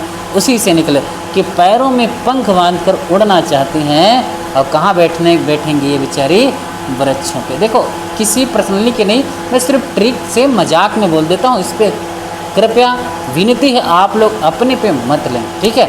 याद रखना, याद होना चाहिए, मैन बात। एग्जामिनर ये नहीं पूछता आपने याद कैसे किया, उसका उत्तर सही होना चाहिए बस। पैरों में पंख बांध कर 52, राम वृक्ष भी निकले, उड़ते चलो 54, ठीक है। हमारी जापान यात्रा कन्हैया के साथ होगी 32 में। यात्री मित्र ज्ञान के उद्यान में, याद देखो, यात्री मित्र 36 में, सत्यदेव ज्ञान के उद्यान में 37, परिवारजक, याद रखना। किन्नर देश में 1948, राहुल संकृत्यायन। चीन में कम्यून 57, राहुल संकृत्यायन। एशिया के दुर्गम भूखंडों में 56, राहुल संकृत्यायन। रूस में 25 मास 52, इन्हीं का है। आत्मा निरीक्षण के लेखक कौन है, बताइए। आत्मा निरीक्षण, वियोगी हरि गुलाब राय, हरिभाऊ उपाध्याय, सेठ गोविंद दास गुलाब राय। किसकी है, सेठ गोविंद दास की आत्मा निरीक्षण। देखो आत्मनिरीक्षण 1958 में आई, कौन? सेठ गोविंद दास ने। मेरी सफलताएं 1946 में आई, बाबू गुलाब राय की। साधना के पथ पर 1946 में आई है हरिभाऊ उपाध्याय की, हरिभाऊ उपाध्याय की। मेरा जीवन प्रवाह 1948 में हरिप्रसाद द्विवेदी वियोगी हरि की रचना। पृथ्वी प्रदक्षिणा के लेखक कौन है? पृथ्वी प्रदक्षिणा मौलवी महेश प्रसाद, राहुल सांकृत्यायन, शिव प्रसाद गुप्त, सत्यमेव परित्राजक। किसका है बताइए? पृथ्वी प्रदक्षिणा, पृथ्वी भैया प्रदक्षिणा, पृथ्वी प्रदक्षिणा किसके लेखक हैं? किसके हो गए? शिव प्रसाद। अभी हम लोगों ने पढ़ा ना शिव प्रसाद गुप्त को। चलो आगे बढ़ते हैं। देखो पृथ्वी प्रदक्षिणा 1914 में यात्रा वृत्तांत शिव प्रसाद सिंह का है। मेरी जर्मन यात्रा 26 में ही सत्यदेव परिवारजक। ठीक है। अब मेरी ईरान यात्रा मौलवी महेश के 1930 में, ऐसी आजकल रचनाएँ पूछी जाती हैं। मेरी लद्दाख यात्रा 1939 में राहुल सांकृत्यायन। नोट, यात्रा साहित्य का सूत्रपात भारतेंद्र जी ने किया था, ये भी सबको पता है। इनमें से किस उपन्यास के लेखक अमृतलाल नागर नहीं है बताया है? क्या बात है, क्या बात है, क्या बात है। किस उपन्यास के लेखक अमृतलाल नागर ने? सुहाग नूपुर, मानस का हंस, भूले बिसरे चित्त, बूंद और समुद्र। तो आपको पता होना चाहिए कौन सा नहीं है। तो भूले बिसरे चित्र किसका है? अमृतलाल नागर का। ठीक है, तो बूंद और समुद्र है इन्हीं का। ठीक है, भूले बिसरे 1966 में आया था, कंफ्यूज नहीं है हम। ठीक है, चलो देख लिए हम। भूले बिसरे चित्र 1959 में आया था भगवती चरण वर्मा का। इस उपन्यास में 3 पीढ़ियों के जीवन मूल्यों की प्रवर्तन कथा। सुहाग के अनुपूर 1960 में अमृतलाल नागर का है। रचना में मध्यकालीन कुल वधुओं और वधुओं का है। मानस के अंश 72 अमृतलाल नागर तुलसीदास पे है। बूंद और समुद्र 56 में है अमृतलाल नागर। ठीक है, लखनऊ चौक की वर्णन है इसमें। निम्न में से कौन सा नाटक सुरेंद्र वर्मा का नहीं है बता रहा है? बता बचा नहीं है। एक दूनी एक, सेत बंधु, मादा कैक्टस, कैद ए हयात। बताइए कौन सा नहीं है? कौन सा नहीं है? मादा कैक्टस, इनका नहीं है। मादा कैक्टस 1959 में लिखा गया था। एक प्रतीकात्मक नाटक है। इस लेखक के कौन है? लक्ष्मी नारायण। सेत बंधु जो है, देखो यहाँ से सब दिया है।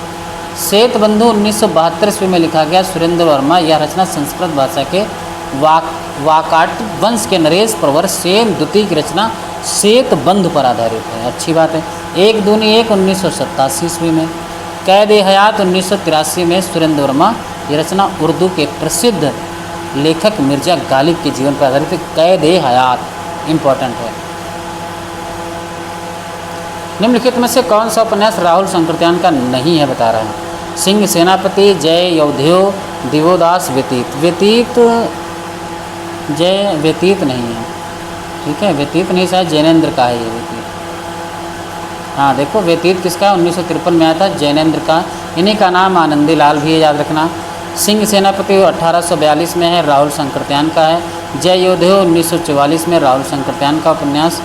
ठीक है, और दिवोदास 1961 में राहुल सांकृत्यायन का। ये देखो, व्योमकेश दरवेश 50 बार रचना पूछी जा चुकी है। तथ्य विविधा। व्योमकेश दरवेश प्रेमचंद घर में, वट वृक्ष की छाया में, आवारा मसीहा। आवारा मसीहा कब आया? 1974 में। प्रेमचंद घर में कब आई थी? 44-46 के समय में आई थी ना। तो व्योमकेश दरवेश सबसे लास्ट में आया है। तो प्रेमचंद घर में सबसे पहले हो गई ना, यही हो गई। देख लेते हैं, देखो। हाँ, प्रेमचंद घर में 1944 में आई। प्रेमचंद शिवरानी देवी ने लिखा, सब लोगों को पता। आवारा मसीहा 74 में शरदचंद्र विष्णु प्रभाकर की है। ठीक, वट वृक्ष की छाया में 2006 अमृतलाल नागर कुमुद नागर की है। अच्छा, ये किसके पर संबंधित है? अमृतलाल नागर से वट वृक्ष की छाया में। व्योमकेश दरवेश 2011 में आई, हजारी प्रसाद द्विवेदी की। लिखा किसने था? विश्वनाथ त्रिपाठी। व्योमकेश दरवेश 2011 डॉक्टर विश्वनाथ त्रिपाठी की घोषणा संरचनात्मक कृति, जिस पर 2013 का 23वां व्यास सम्मान देने की घोषणा 5 फरवरी 2000 को की गई। शिवरानी देवी प्रेमचंद की पत्नी तथा कुमुद नागर अमृतलाल नागर की पत्नी है कुमुद नागर। ठीक है, याद रखना है, बहुत अच्छी बात है। ओहो क्या बात है। प्रकाशन वर्ष की दृष्टि से प्रेमचंद के उपन्यासों का सही अनुक्रम क्या है? गोदान, निर्मला, क्रमभूमि, रंगभूमि। सब लोगों को पता है गोदान कब आया? 36 में। निर्मला कब आया था? 27। क्रमभूमि कब आया? 26 में। और रंगभूमि 25 में आया था ना।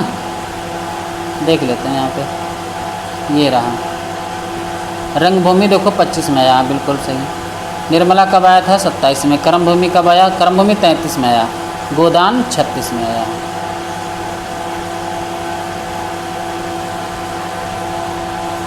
चलो, प्रकाशन वर्ष के अनुसार अमृतलाल नागर के निम्नलिखित उपन्यासों का सही अनुक्रम क्या? महाकाल 1947 में। बूंद और समुद्र कब आए? 56 में। खंजनैन 81। मानस का हंस कब आया? 74 में। तो ऑप्शन नंबर इसका कौन सा हो गया? सी। कौन सा हो गया बच्चा? सी। चलो, कौन सा हो गया? सी। 23 से याद रखना आगे के क्वेश्चन, क्योंकि लाइट जा रही है। आगे क्वेश्चन कल करेंगे, परेशान ना, हम कर देंगे, ठीक है, इसकी चिंता मत करो। संडे को 2-3 क्लासें लेंगे। चलो, 23 नंबर से याद रखना, 23 का हो चुका।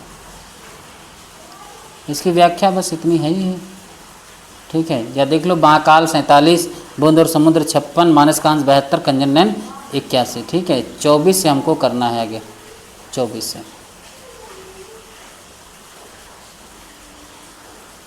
नमस्कार, स्वागत है आप सभी का द शिक्षा कैपिटल यूट्यूब चैनल पे। हम लोग पढ़ रहे हैं, जो है प्रैक्टिस कर रहे हैं 2014 से 2024 तक के सारे प्रश्नों को।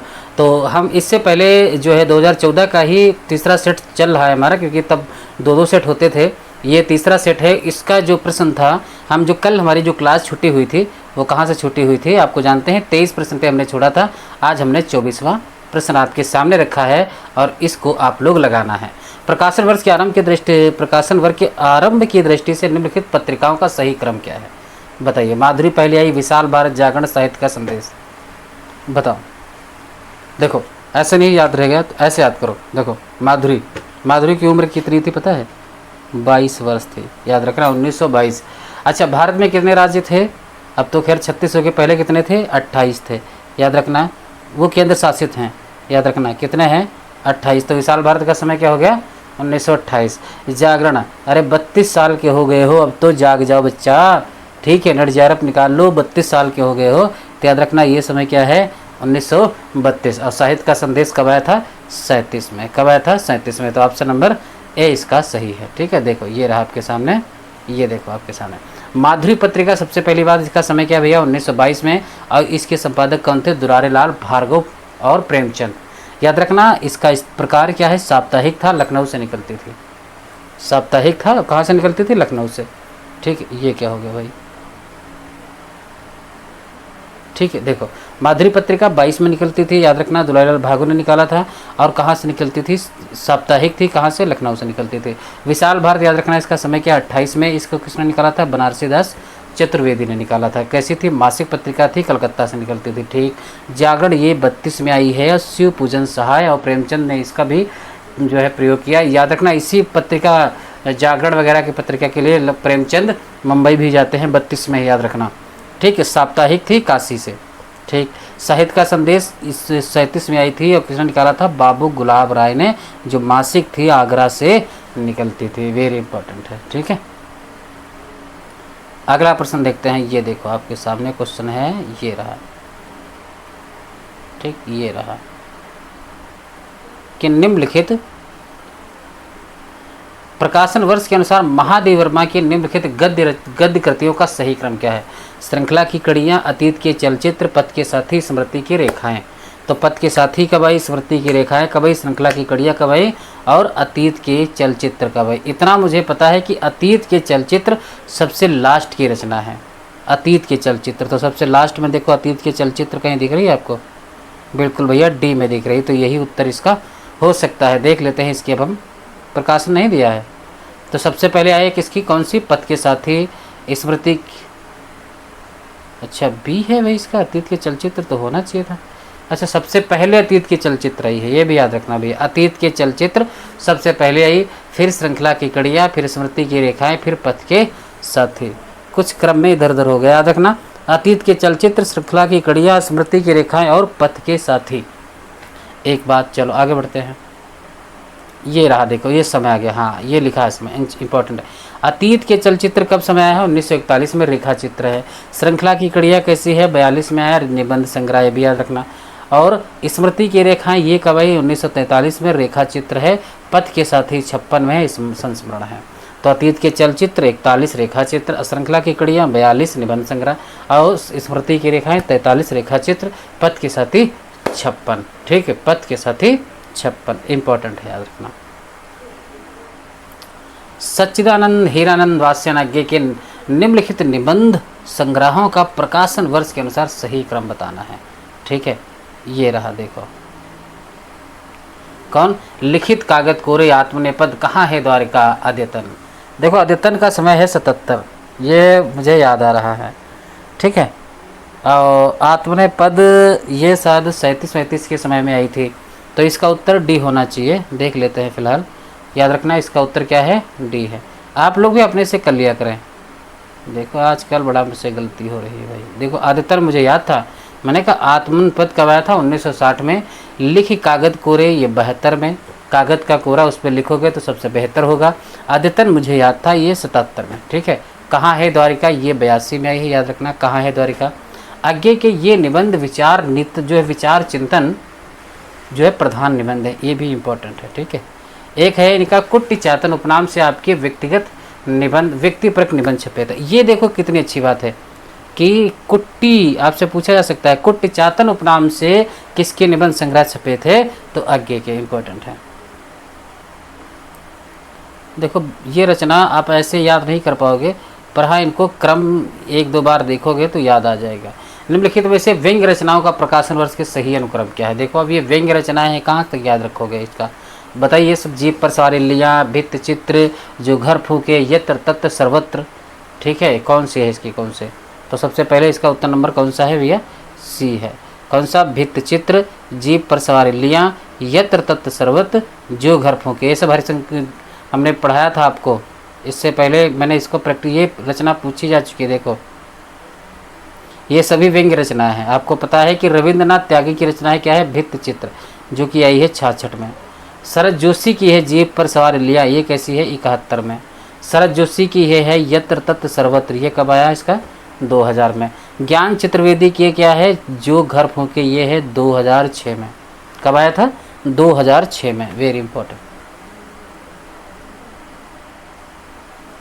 निम्नलिखित उपन्यासों का प्रकाशन वर्ष के अनुसार सही क्रम क्या है? त्यागपत्र, मेरी तेरी उसकी बात, नदी के द्वीप, खंजर नयन। देखो त्यागपत्र तो आया था 37 में, इस बार गलती नहीं होगी, परेशान ना हो, ये मुझे कंफर्म याद है। नदी के द्वीप कब आई थी? ये तो आगे की रचना है। कब आई थी? 61 के समय में आई थी ना, यही तो है समय शायद नदी के द्वीप का। 61 वगैरह है समय, थोड़ा कन्फ्यूजन हो। देखते हैं। खंजर नयन का एकदम कन्फ्यूज नहीं हूँ, 81 में आई थी। तो खंजर नयन 81 याद रखना, क्योंकि ये अमृतलाल नागर की रचना है, उन्हीं के मानस की हंस है, उन्हीं का जो है खंजर नयन है। अब देखते हैं, हो सकता ए हो इसका उत्तर, नहीं बी है। ठीक है, हाँ देखो त्यागपत्र 37, नदी के द्वीप, फिर तेरी मेरी उसकी बात, फिर खंजर नयन। देख लेते हैं। देखो ये मुझे मालूम था, जैन द्वारा रचित उपन्यास है त्यागपत्र, ये सब आई थी 37 में। इसमें स्त्री विद्रोही व्यक्ति का निर्माण है। देखो नदी के द्वीप 51 में थी, हाँ सॉरी 61 में नहीं, 51 में थी। कोई बात नहीं, 8-10 साल का इधर उधर चलता है। ठीक है, तो नदी के द्वीप की रचना कब आई? इसका समय क्या है? 51 में। भुवन एवं गौरा की प्रमुख कथावाणी थे। तेरी मेरी उसकी बात कैसी है? 74 में। ठीक है, ये यशपाल की है, इंपॉर्टेंट है। और देखो खंजर नयन मुझे कंफर्म पता था, 1981 में सूरदास के जीवन पर आधारित है, अमृतलाल नागर की रचना है। ठीक है, ये देखो जन्म काल के अनुसार निम्नलिखित कवियों का सही अनुक्रम क्या है? बिहारी, चिंतामणि, भूषण, मतीराम। इसमें सबसे पहले कौन आया है? बिहारी आए हैं, चिंतामणि आए, भूषण आए। देखो ये चिंतामणि, भूषण, मतीराम, ये तो शायद मेरे ख्याल से तीनों भाई थे ना। तो इनमें सबसे पहले कौन आया था? मतीराम की चिंतामणि आए थे। पहले चिंतामणि ही है इसमें कहीं, तो चिंतामणि, मतीराम ये मुक्त वाले हैं। देखते हैं ऑप्शन नंबर ए। ठीक है, तो बिहारी का समय सब लोग जानते हैं। चिंतामणि बड़े हैं थे, फिर भूषण, फिर मतीराम, ये तीनों क्योंकि आपस के भाई हैं। देखो इनका समय देखिए, हाँ बिहारी लाल का समय क्या है? 1595 में। डॉक्टर नगेंद्र रीत सिद्ध मानते हैं इनको, याद रखना, रीत सिद्धकार हैं ये। कल्पना की समाहार शक्ति आप निम्बार्क संप्रदाय में दीक्षित है। ये कल्पना की समाहार शक्ति कौन कहता है? रामचंद्र शुक्ल कहते हैं। ठीक है। चिंतामणि का समय 1609 में आया था। उपनाम इनका क्या था? मणिलाल था, ये भी इंपॉर्टेंट है। और त्रिपाठी बंधुओं में श्रेष्ठ थे। मतिराम भूषण आपके भाई थे, ये भी याद रखना। भूषण का समय क्या है? 1613 है। और भूषण उपाधि रुद्रराम सोलंकी ने इनको दिया था, इंपॉर्टेंट है। इनकी रचना मुक्त शैली में, ये भी इंपॉर्टेंट है। मतिराम इनका समय 1617 है और इनकी रचना रसराज रसिक रंजनों का कठार माना जाता है। फूल मंजरी प्रथम कृति है। ललित लाम अलंकृत रचना है, याद रखना, भूषण की। किसकी है बच्चा? भूषण की। अगला देखो क्वेश्चन नंबर 30 देखते हैं। वाह वाह वाह, क्या बात है। भगवती चरण वर्मा के निम्नलिखित उपन्यासों का प्रकाशन वर्ष के अनुसार सही अनुक्रम क्या? टेढ़े मेढ़े रास्ते, भोले विसृचित, सामर्थ्य सीमा, सीधी सच्ची बातें। हमने कहा था आपसे, एक कहानी भी सुनाई थी कि जब मैंने उसका पहली बार चित्र देखा तो 3 दिन तक उसका चित्र देखता ही रहा, इधर उधर टेढ़ा मेढ़ा करके देखा। ठीक है, तो सबसे पहले इसमें से कौन आया? टेढ़े मेढ़े आएंगे, फिर उसका चित्र मैं भूल नहीं पाया, भूले बिसरे चित्र हो जाएगी, फिर शायद तो टेढ़े मेढ़े रास्ते सबसे पहले इसमें है, कंफर्म है। तो ऑप्शन नंबर ए उत्तर होना चाहिए इसका, बिल्कुल। देखो टेढ़े मेढ़े रास्ते मिल गया, 1946 में आया। गांधीवाद, साम्यवाद और आतंकवाद का टेढ़े मेढ़े रास्ते के रूप में चित्रण है। भूले बिसरे चित्र 1959 में 3 पीढ़ियों के जीवन मूल्यों के परिवर्तन की कथा है। सामर्थ्य और सीमा 1962 में प्रकृति के समक्ष मनुष्य की असहायता का चित्रण है। सीधी सच्ची बातें 1968 सन 1938-48 तक के राष्ट्रवादी नेताओं का मूल्यांकन है, ये भी याद रखना। आगे बढ़ते हैं। देखो निम्नलिखित रचनाकारों की उनकी आत्मकथाओं से सुबलित करना है। देखो ये देखो, मैं थोड़ा दिखा देता हूँ आपको, वो दिख गया, देखो उत्तर दिख जाता है। शिवपूजन सहाय, सुमितन पंत, हरिवंश राय बच्चन और पांडे बच्चन। अब इसमें सबसे इम्पोर्टेंट है कि आपका हरिवंश राय बच्चन की आत्मकथा सबको पता है। सबसे पहले क्या आई थी? क्या भूलूं क्या याद करूं, क्या नीड़ के बसने से 10 द्वार खुल जाएंगे। ये है ट्रिक सारे हरिवंश राय बच्चन की। क्या से? क्या भूलूं क्या याद करूं, क्या नीड़ से नीड़ का निर्माण फिर पड़, क्या नीड़ के बसने से बसेरे से द्वार करके है, फिर 10 से 10 द्वार से सोपान तक, याद रखना। तो ये सी का ए किस में मिल गया है? डी में ही मिला। आगे बढ़ते हरिवंश, सब लोग जानते सुमितान पंत का कौन सा है? 60 वर्ष एक रेखांकन रचना है ना इनकी, बी का 5वां। ठीक है, मिल गया बी का 5वां। और हर पांडे बेचन शर्मा उग्र की, ये इनकी रचना होगी मेरा जीवन या अपनी खबर। ठीक है, अपनी खबर। तो शिव पूजन सहाय की कौन सी हो गई? मेरा जीवन। चलो ये आत्मकथाएं मिल गई। देखो मेरा जीवन किसकी है? 1985 में आई थी शिव पूजन सहाय की। 60 वर्ष रेखांकन 1960 में सुमितान पंत की। 10 द्वार से सोपान तक जो है 85 में हरिवंश राय बच्चन। अपनी खबर 1960 पांडे बच्चन शर्मा उग्र। राख से लपेटे पुरुषोत्तम दास टंडन। Very important.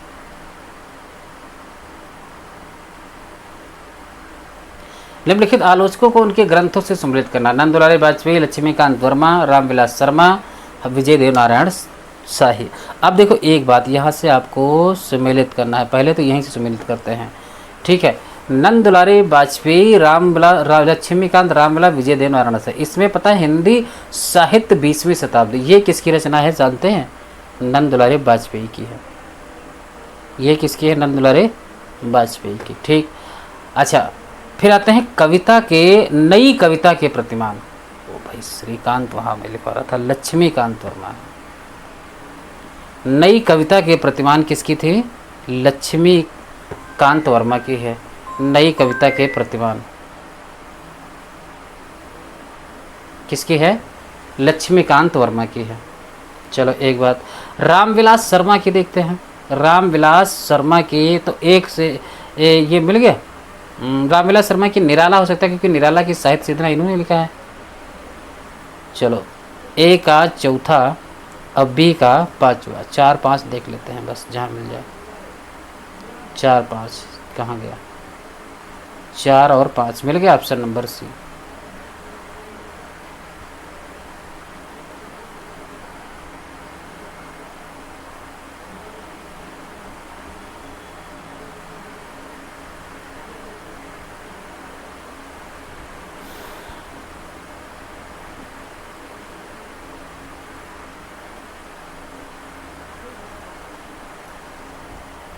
देखो यहाँ पे हिंदी साहित्य 20वीं शताब्दी 1942 में थे नंदुलाल वाजपेयी की।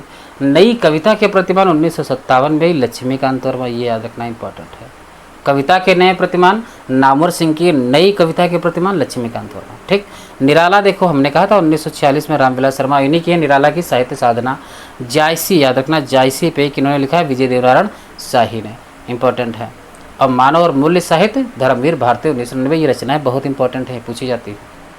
निम्नलिखित संस्मरणात्मक रेखा चित्रों को उनके लेखों के साथ सम्मिलित करना है। चेतना के बिंब, रेखाएं बोल उठी, जिंदगी मुस्कुराई, सिंहावलोकन।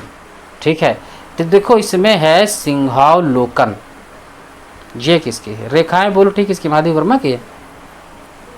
सिंहावलोकन मुझे पढ़ा हुआ लगता है कन्हैयालाल मिश्र प्रभाकर की है या यशपाल की है। डी का चौथा देख लेते हैं, शायद यशपाल की है ये। डी का चौथा, 2 में मिल गया, 3 में मिल गया। देखो सिंहावलोकन, बी सी डी, जिंदगी मुस्कुराई, चेतन, रेखाएं बोल उठी देख लेते हैं महादेव वर्मा। बी का तीसरा कहाँ मिल रहा है? बी का तीसरा नहीं मिल रहा, कहीं नहीं मिल रहा, पहले में मिल रहा है, तो ये तो हो नहीं सकता। चेतना के बिंब, चलो डी में है, देख लेते हैं कौन कौन सी हो गई। चेतना के बिंब क्या हो गई? किसकी है? नगेंद्र की। रेखाएं बोल उठी किसकी है? देवेंद्र सत्यार्थी की। जिंदगी मुस्कुराई किसकी है बच्चा? कन्हैयालाल मिश्र प्रभाकर की है। बहुत अच्छी बात। सिंहावलोकन देखो मैंने कहा था यशपाल की है, ये तो मुझे पता था। 1 2 3 4 करके भाग आए। देखो चेतना के बिंब कब आई थी? 67 में आई थी, डॉक्टर नगेंद्र की है। रेखाएं बोल उठी 49 में आई थी, देवेंद्र सत्यार्थी की है। जिंदगी मुस्कुराई 53 में है, कन्हैयालाल मिश्र प्रभाकर ने लिखा। सिंहावलोकन देखो 51 52 55, याद रखना 4, ये इनका शायद आत्मकथा है। मेरा परिवार 72 में महादेव वर्मा की रचना है, याद रखना। निम्नलिखित कहानीकारों को उनकी कहानियों से सम्मिलित कीजिए। भगवती चरण वर्मा, इलाज चंद जोशी, यशपाल, उपेंद्रनाथ अश्क। ठीक है, पिंजरा, मकरील, दो बाके, एक कैदी, दीवाल और होली। ठीक है। देखो भगवती चरण वर्मा की कौन सी रचना है? पिंजरा मुझे याद आ रहा है शायद यशपाल की है या उपेंद्रनाथ अश्क की है। डी का पहला, हाँ बिल्कुल उपेंद्रनाथ अश्क की है, मुझे पता था। उपेंद्रनाथ अश्क की कौन सी है कहानी? पिंजरा, वेरी इंपॉर्टेंट है, याद रखना। अच्छा, तब भगवती चरण वर्मा की कौन सी हो गई? तीसरा, यानी दो बाके। और इलाज चंद्र जोशी की क्या हो गई? 5वीं, यानी कौन सी? दिवाली और होली। और आपको पता है दिवाली और होली में कितने जूस की ज़रूरत है? होली में रंग लगाने के लिए क्या ज़रूरत है? जूस की ज़रूरत है, याद रखना। इलाज चंद्र जोशी, दिवाली। यशपाल ने कौन सी रचना लिखी? दूसरी, मकरील कहानी। ठीक, कौन सी? मकरील कहानी। चलो देख लेते हैं। भगवती चरण वर्मा ने 36 में लिखी थी दो बाके। इलाज चंद जोशी ने 42 में लिखी दिवाली और होली। और हिंदी साहित्य की 20वीं शताब्दी, ये भी 42 में नंदलाल वाजपेयी ने लिखा, इन्होंने भी 42 में लिखा। ठीक है। यशपाल ने कब लिखा? 34 में लिखा, मंकरील। और उपेंद्र अश्क ने 44 में लिखा, कौन सी रचना? पिंजरा। जैनेन्द्र ने एक कैदी लिखी, इंपॉर्टेंट है। ठीक है। चलो, निम्नलिखित उपन्यासकारों को उनके उपन्यासों से सम्मिलित करना है। राधा कृष्ण दास, किशोरीलाल गोस्वामी, देवकीनंदन खत्री, श्रद्धाराम फिल्लोरी। बताइए कौन सी होगी? अच्छा, सब इसमें से आपको पता होना चाहिए कि भैया श्रद्धाराम फिल्लोरी की तो आपको रचना पता ही होनी चाहिए, कौन सी? ये मैं कैसे भूल सकता हूँ भैया? चंद्रकांता किसकी? चांदनी चौक। देवकीनंदन खत्री की, किशोरीलाल गोस्वामी की है। यार सारी रचना तो मुझे आती है, मैं क्यों भूल रहा हूँ? राधा कृष्ण दास की है निस्सहाय हिंदू, इससे मिलेगी, ये बात मुझे याद आ रही है। ए का 5वां देखें किसमें है? बिल्कुल ऑप्शन नंबर बी होगा इसका, अब याद आ जाएगा। किशोरीलाल गोस्वामी की तारा, बिल्कुल याद आ गई। ठीक, कई रचनाएं लिखी हैं इन्होंने। राधा कृष्ण दास की कौन सी हो गई? निस्सहाय हिंदू। और देवकीनंदन खत्री की कौन सी रचना है? देवकीनंदन खत्री की भाग्यवती है। ठीक, ओ चंद्रकांता, वही देवकीनंदन खत्री की कौन सी हो गई? चंद्रकांता। और श्रद्धाराम फिल्लोरी की कौन सी हो गई? भाग्यवती। ठीक है, सही भी है। क्या मैंने ए बताया था, बी बताया था? बी ही तो बताया था। हाँ, बी ही तो बताया था, ठीक है चलो देख लेते हैं। देखो राधा कृष्ण दास की रचना कौन सी, 1890 में निसहाय हिंदू, हिंदी का प्रथम उपन्यास, इसमें गोवध समस्या का वर्णन थे, सब लोगों को मैंने पढ़ाया था। ठीक, किशोरीलाल गोस्वामी 1902 में आए थे, ये रचना लिखी थी तारा, इंपॉर्टेंट ऐतिहासिकता का वर्णन है इसमें। देवकीनंदन खत्री 1888 में चंद्रकांता लिखते हैं, तिलस्मी और एयारिका, ये चंद्रकांता 1888 में, एक है चंद्रकांता संतति, ये 1896 के समय में आई थी और इन्हीं की रचना है, याद रखना। श्रद्धालाम फिरवरी याद रखना, 1877 में भाग्यवती, भाग्यवती रचना है, ठीक है, यह भी प्रथम उपन्यास माना जाता है। ठीक, आगे देखते हैं यहाँ पे, निम्नलिखित नाटककारों को उनके नाटक से सम्मिलित करना है। भारतेंदु हरिश्चंद्र का नाटक सब लोगों को पता होगा, कौन सा होगा इसमें, कौन सा, अंधेर नगरी, सब जानते हैं। राधाचरण गोस्वामी की कौन सी रचना हो गई, अमर सिंह राठौर, नल दमयंती, प्रताप नारायण मिश्र, बालकृष्ण भट्ट, नहीं पता। एक का फिलहाल तीसरा तो पता ही है, एक का तीसरा हम लोग देख लेते हैं, बिल्कुल एक ही में मिल गया, कौन सा, डी में, कौन सा मिल गया, डी में। तो भारतेंदु हरिश्चंद्र की कौन सा नाटक हो गया, अंधेर नगरी। राधाचरण गोस्वामी का कौन सा नाटक हो गया, अमर सिंह राठौर। प्रताप नारायण मिश्र का कौन से हो गया, बहुत इंपॉर्टेंट, संगीत शकुंतल, ठीक है, शाकुंतल। और बालकृष्ण भट्ट का कौन सा हो गया, नल दमयंती, वो भाई इंपॉर्टेंट नाटक है, ठीक है। चलो एक बार देख लेते हैं, अंधेर नगरी का समय क्या है, 1881 में है, किसका क्या समय है भैया, 1881 है, और रचना किसकी है, रचना किसकी है, भारतेंदु हरिश्चंद्र की। अमर सिंह राठौर का समय क्या है, 1895 में, राधाचरण गोस्वामी की रचना है, इंपॉर्टेंट है। संगीत शकुंतल का समय नहीं है, नल दमयंती 1895, बालकृष्ण भट्ट, और महारानी पद्मावती 1882, राधा कृष्ण दास की रचना है, ठीक है। ये देखो इंपॉर्टेंट है। निम्नलिखित कृतियों को उनके रचनाकारों से सम्मिलित कीजिए। आत्मा की आंखें, काट का सपना, समय और हम, मिलन यामिनी, इसमें सब तो नहीं पता होगा, पर एक चीज़ को तो पता होगा, आत्मा की आंखें, ये किसकी है जानते हो, रामधारी सिंह दिनकर की है, ठीक है।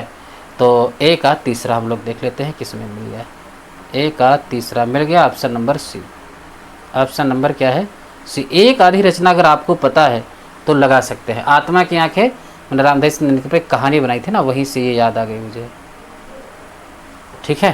कि अगर दिन की बात कहूँ तो रेणु कार में रस के गीत गाते हुए कुरुक्षेत्र की ओर जा रही थी, ठीक है। इस प्रकार से मैंने इनकी सारी कहानी बनाई थी, अब देखना है तो जाके क्लास देखें।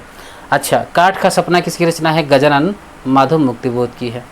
काठ का सपना सबको पता है। समय और हम, ये किसकी हो गई, जैनेन्द्र की होगी। मिलन यामिनी किसकी है, ये हरिवंश राय बच्चन की है, इंपॉर्टेंट है।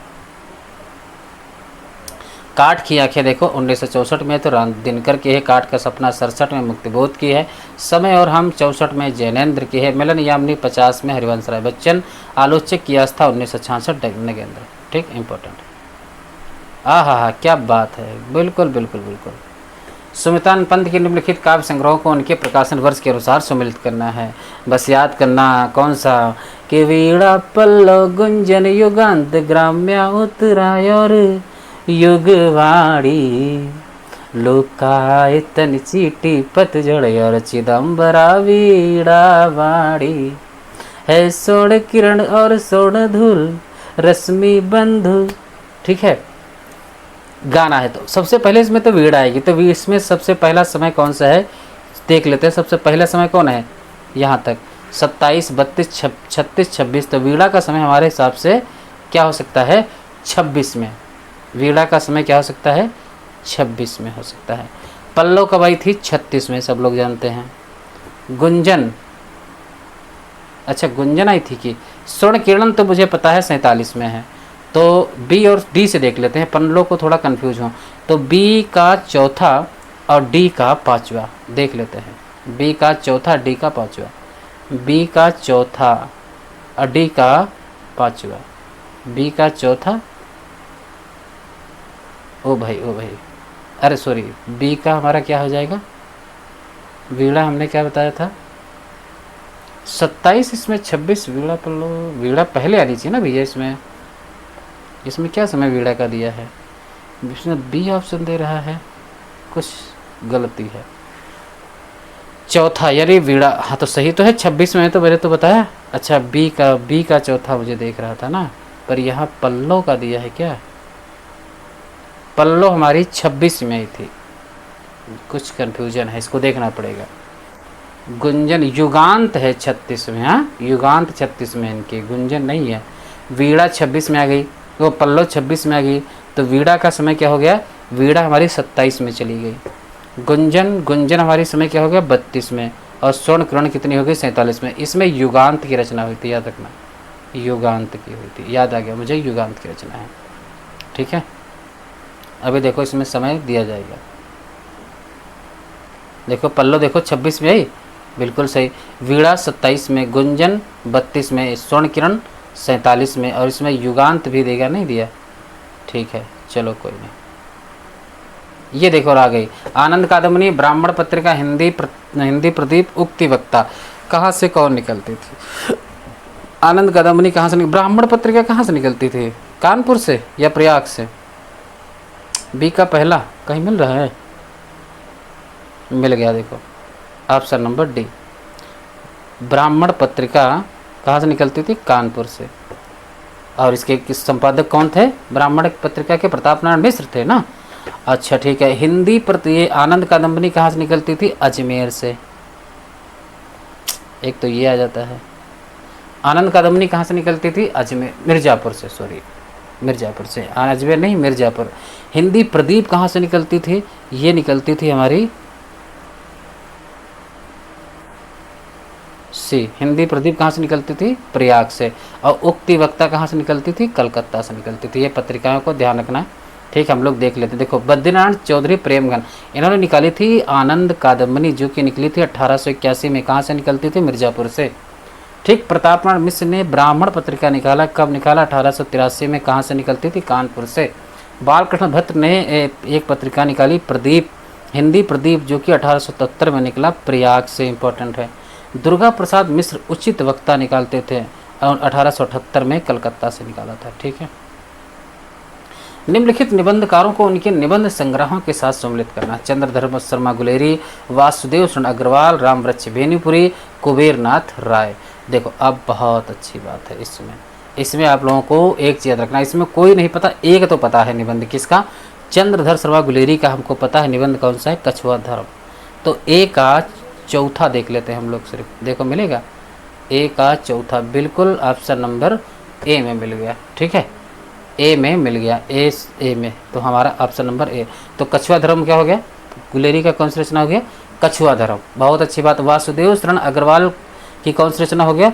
बहुत अच्छी बात है, पृथ्वी पुत्र। अब देखो इस बात को, देखो ये देखो, इसको नोट करो, इसको जाके नोट करना कहीं। बी का तीसरा, पृथ्वी पुत्र से, इसको नोट कर लो कॉपी में, और उठा के देखना 2024 का पेपर, 2024 का पेपर उठाओ, जून वाला शायद, ये पृथ्वी पुत्र रचना पूछी गई है। ठीक है, रिवीजन जो है रिपीट कर दिया गया, बहुत प्रश्न रिपीट होते हैं, इसीलिए प्रीवियस पेपर को अच्छी तरीके से सॉल्व करो। तो वासुदेव शरण अग्रवाल पृथ्वी पुत्र के, रामवृक्ष बेनीपुरी, इनकी रचना कौन सी है? वंदे वाड़ी विनायको। कुबेरनाथ राय की कौन सी रचना हो गई? कौन सी? मराल। कौन सी हो गई? मराल। ठीक है, निबंध हैं सब, ये देख लेते हैं यहाँ पे। देखो चंद्रधर शर्मा गुलेरी ने कछुआ धर्म निकाला 1919 में, वासुदेव शरण अग्रवाल ने पृथ्वी पुत्र निकाला 1949 में, रामवृक्ष बेनीपुर ने बंदीवाड़ी विनोके निकाला कब? 1854 में, कुबेरनाथ राय ने मराल निकाला 1893 में, कन्हैयालाल मिश्र ने महके आंगन चहके द्वार, ये भी रचना निकालते हैं। ये देखो गद्यांश होगा, इसमें गद्यांश को हम छोड़ेंगे क्योंकि गद्यांश पढ़ने का हमारे पास समय नहीं है, सबको मालूम है। ठीक है, अब यहाँ से कथन है। ठीक है, 46 कथन एक बार देख लेते हैं, इंपॉर्टेंट है, पढ़ ले सिर्फ हम लोग कथन कि काव्य का उत्कर्ष केवल प्रेम भाव की कोमल व्यंजना में ही माना जाता है। देखो एक चीज़, मैं कथनों को एक बार थोड़ा याद रखना, मैं बता दूं, अष्टन जो कथन होते हैं इसमें अगर केवल शब्द लगा दिया जाए इसलिए वाक्य गलत हो जाते हैं। ये मैंने ट्रिक मैंने बचपन में जो है पढ़ते वक्त निकाला था, सोचा था, तो ये मत सोचना कि आपके सामने उत्तर रखा है मैंने इसलिए बोला, मैं वैसे भी बता देता इसका। ठीक है, कि केवल शब्द जहाँ पे लगता है इसीलिए वो कथन गलत होने लगता है कि काव्य का उत्कर्ष चरम सीमा केवल प्रेम भाव की कोमल व्यंजना में ही माना जा सकता है। ऐसा कैसे? काव्य क्या सिर्फ प्रेम के लिए लिखे गए? नहीं, रामदास सिंह दिनकर ने किस लिए लिखा? क्रोध जैसे उग्र एवं प्रचंड भावों के विधान के साथ साथ करुण भाव की अभिव्यक्ति से काव्य में पूर्ण सौंदर्य का साक्षात्कार होता है। देखो ऊपर कहा केवल प्रभाव और नीचे बता भी दिया क्या, प्रेम के लिए भी नहीं, क्रोध प्रचंड भाव यानी वीर वगैरह सबके लिए तो हो सकता है ना। तो ए गलत है, आर सही है। ठीक है, बात समझ में आ गई होगी शायद। देखो अगला क्वेश्चन देखो कि भूमंडलीकरण ने जन की पुरानी धारणा बदल कर रख दी, जन को मास में बदल दिया। तर्क क्या है, क्योंकि भूमंडलीकरण के मास में वही लोग शामिल हैं जिनके पास क्रय शक्ति, करने की शक्ति है और जो जन संचार साधनों के उपयोग में दक्ष हैं। ए और दोनों सही है। ठीक है, अगला देखते हैं। श्रृंगार को रसराज माना जाता है, इसलिए वह सभी रसों में प्रधान है। ठीक, क्योंकि जीवन के आदि से लेकर अंत तक उसी का प्रसार है और जीवन की सभी भावनाएं उसी से निष्प्रह है। मान लो यहाँ पे उत्तर ना होता, डी ना होता, तो आप लोग कहते हैं कि सर मैं कैसे इसका उत्तर देता। देखो कुछ प्रश्न समझ में आते हैं इनके। यहाँ पे श्रृंगार, भाई ठीक है, श्रृंगार यानी जो श्रृंगार रस होता है वो रसराज कहा जाता है, ये चीज़ हम लोग पढ़ते हैं। पर इसमें ये क्या है कि केवल क्योंकि जीवन के आदि यानी शुरू से लेकर अंत तक सिर्फ प्रेम रहता है। कहाँ प्रेम रहता है भैया, सारी भावनाएं उत्पन्न होती हैं अपने अंदर। ठीक है, तो हम क्या कह सकते हैं, ए सही है, आर गलत है। ठीक है, भारतीय युग आधुनिकता का प्रवेश द्वार है। ये कथन कई बार एग्जाम में पूछा जा चुका है कि भारतीय युग आधुनिकता का प्रवेश द्वार है। बिल्कुल सही बात, क्योंकि वह मध्यकालीन परंपराओं का पूर्ण विरोधी है। कहाँ मध्यकाल के पूर्व विरोध कहाँ किया, उसमें भी तो आधुनिकता मध्यकाल में यानी जो रीत काल था, भक्ति काल था, उसकी भी रचनाओं तो यहाँ पे जो है लिखा गया आधुनिक काल में। ठीक, तो ए और आर, ए सही, आर गलत है। प्रतीक अमूर्त का मूर्तिकरण है। प्रतीक जो अमूर्त है, जो दिखता ना हो, जिसकी कोई मूर्ति ना हो, और प्रतीक क्या होता है, उसका मूर्तिकरण करता है। ठीक, जिसमें आय दृश्य सार्थत्व की अभिव्यक्ति होती है। बिल्कुल सही बात है कि प्रतीक क्या होता है, जैसे प्रतीक समझे कि हम कोई गाना गा रहे हैं तो मन में जो छवि बनती है उसी को क्या कहते हैं, प्रतीक कह रहे हैं। ठीक है, फिर कह रहे हैं कि क्योंकि जब किसी वस्तु का कोई एक भाग गोचर हो, जो दिखा हम समझ सकें, जान सकें, और फिर आगे उस वस्तु का ज्ञान हो, तब उस भाग को प्रतीक कहते हैं। बिल्कुल वैसे मैंने कहा राम का नाम लिया तो राम का ज्ञान भी तो होना चाहिए ना, कि धनुष था, बाण था, सब कुछ था, सामने मेरे आ गया, इसी को क्या कहते हैं, प्रतीक है। यही क्या है, प्रतीक है। तो याद रखना ए और आर दोनों सही है। ठीक है, ये देखो हो गए क्वेश्चन हमारे। ठीक है, सही। चलो, तो अगली अब हम क्लास अगली लेंगे। ठीक है, 2014 के हमने सारे करा दिए हैं, अब 2015 कराऊंगा। ठीक है, अभी 2-2 सेट चल रहे थे इसकी वजह से। ठीक है, चलो, बहुत बहुत धन्यवाद।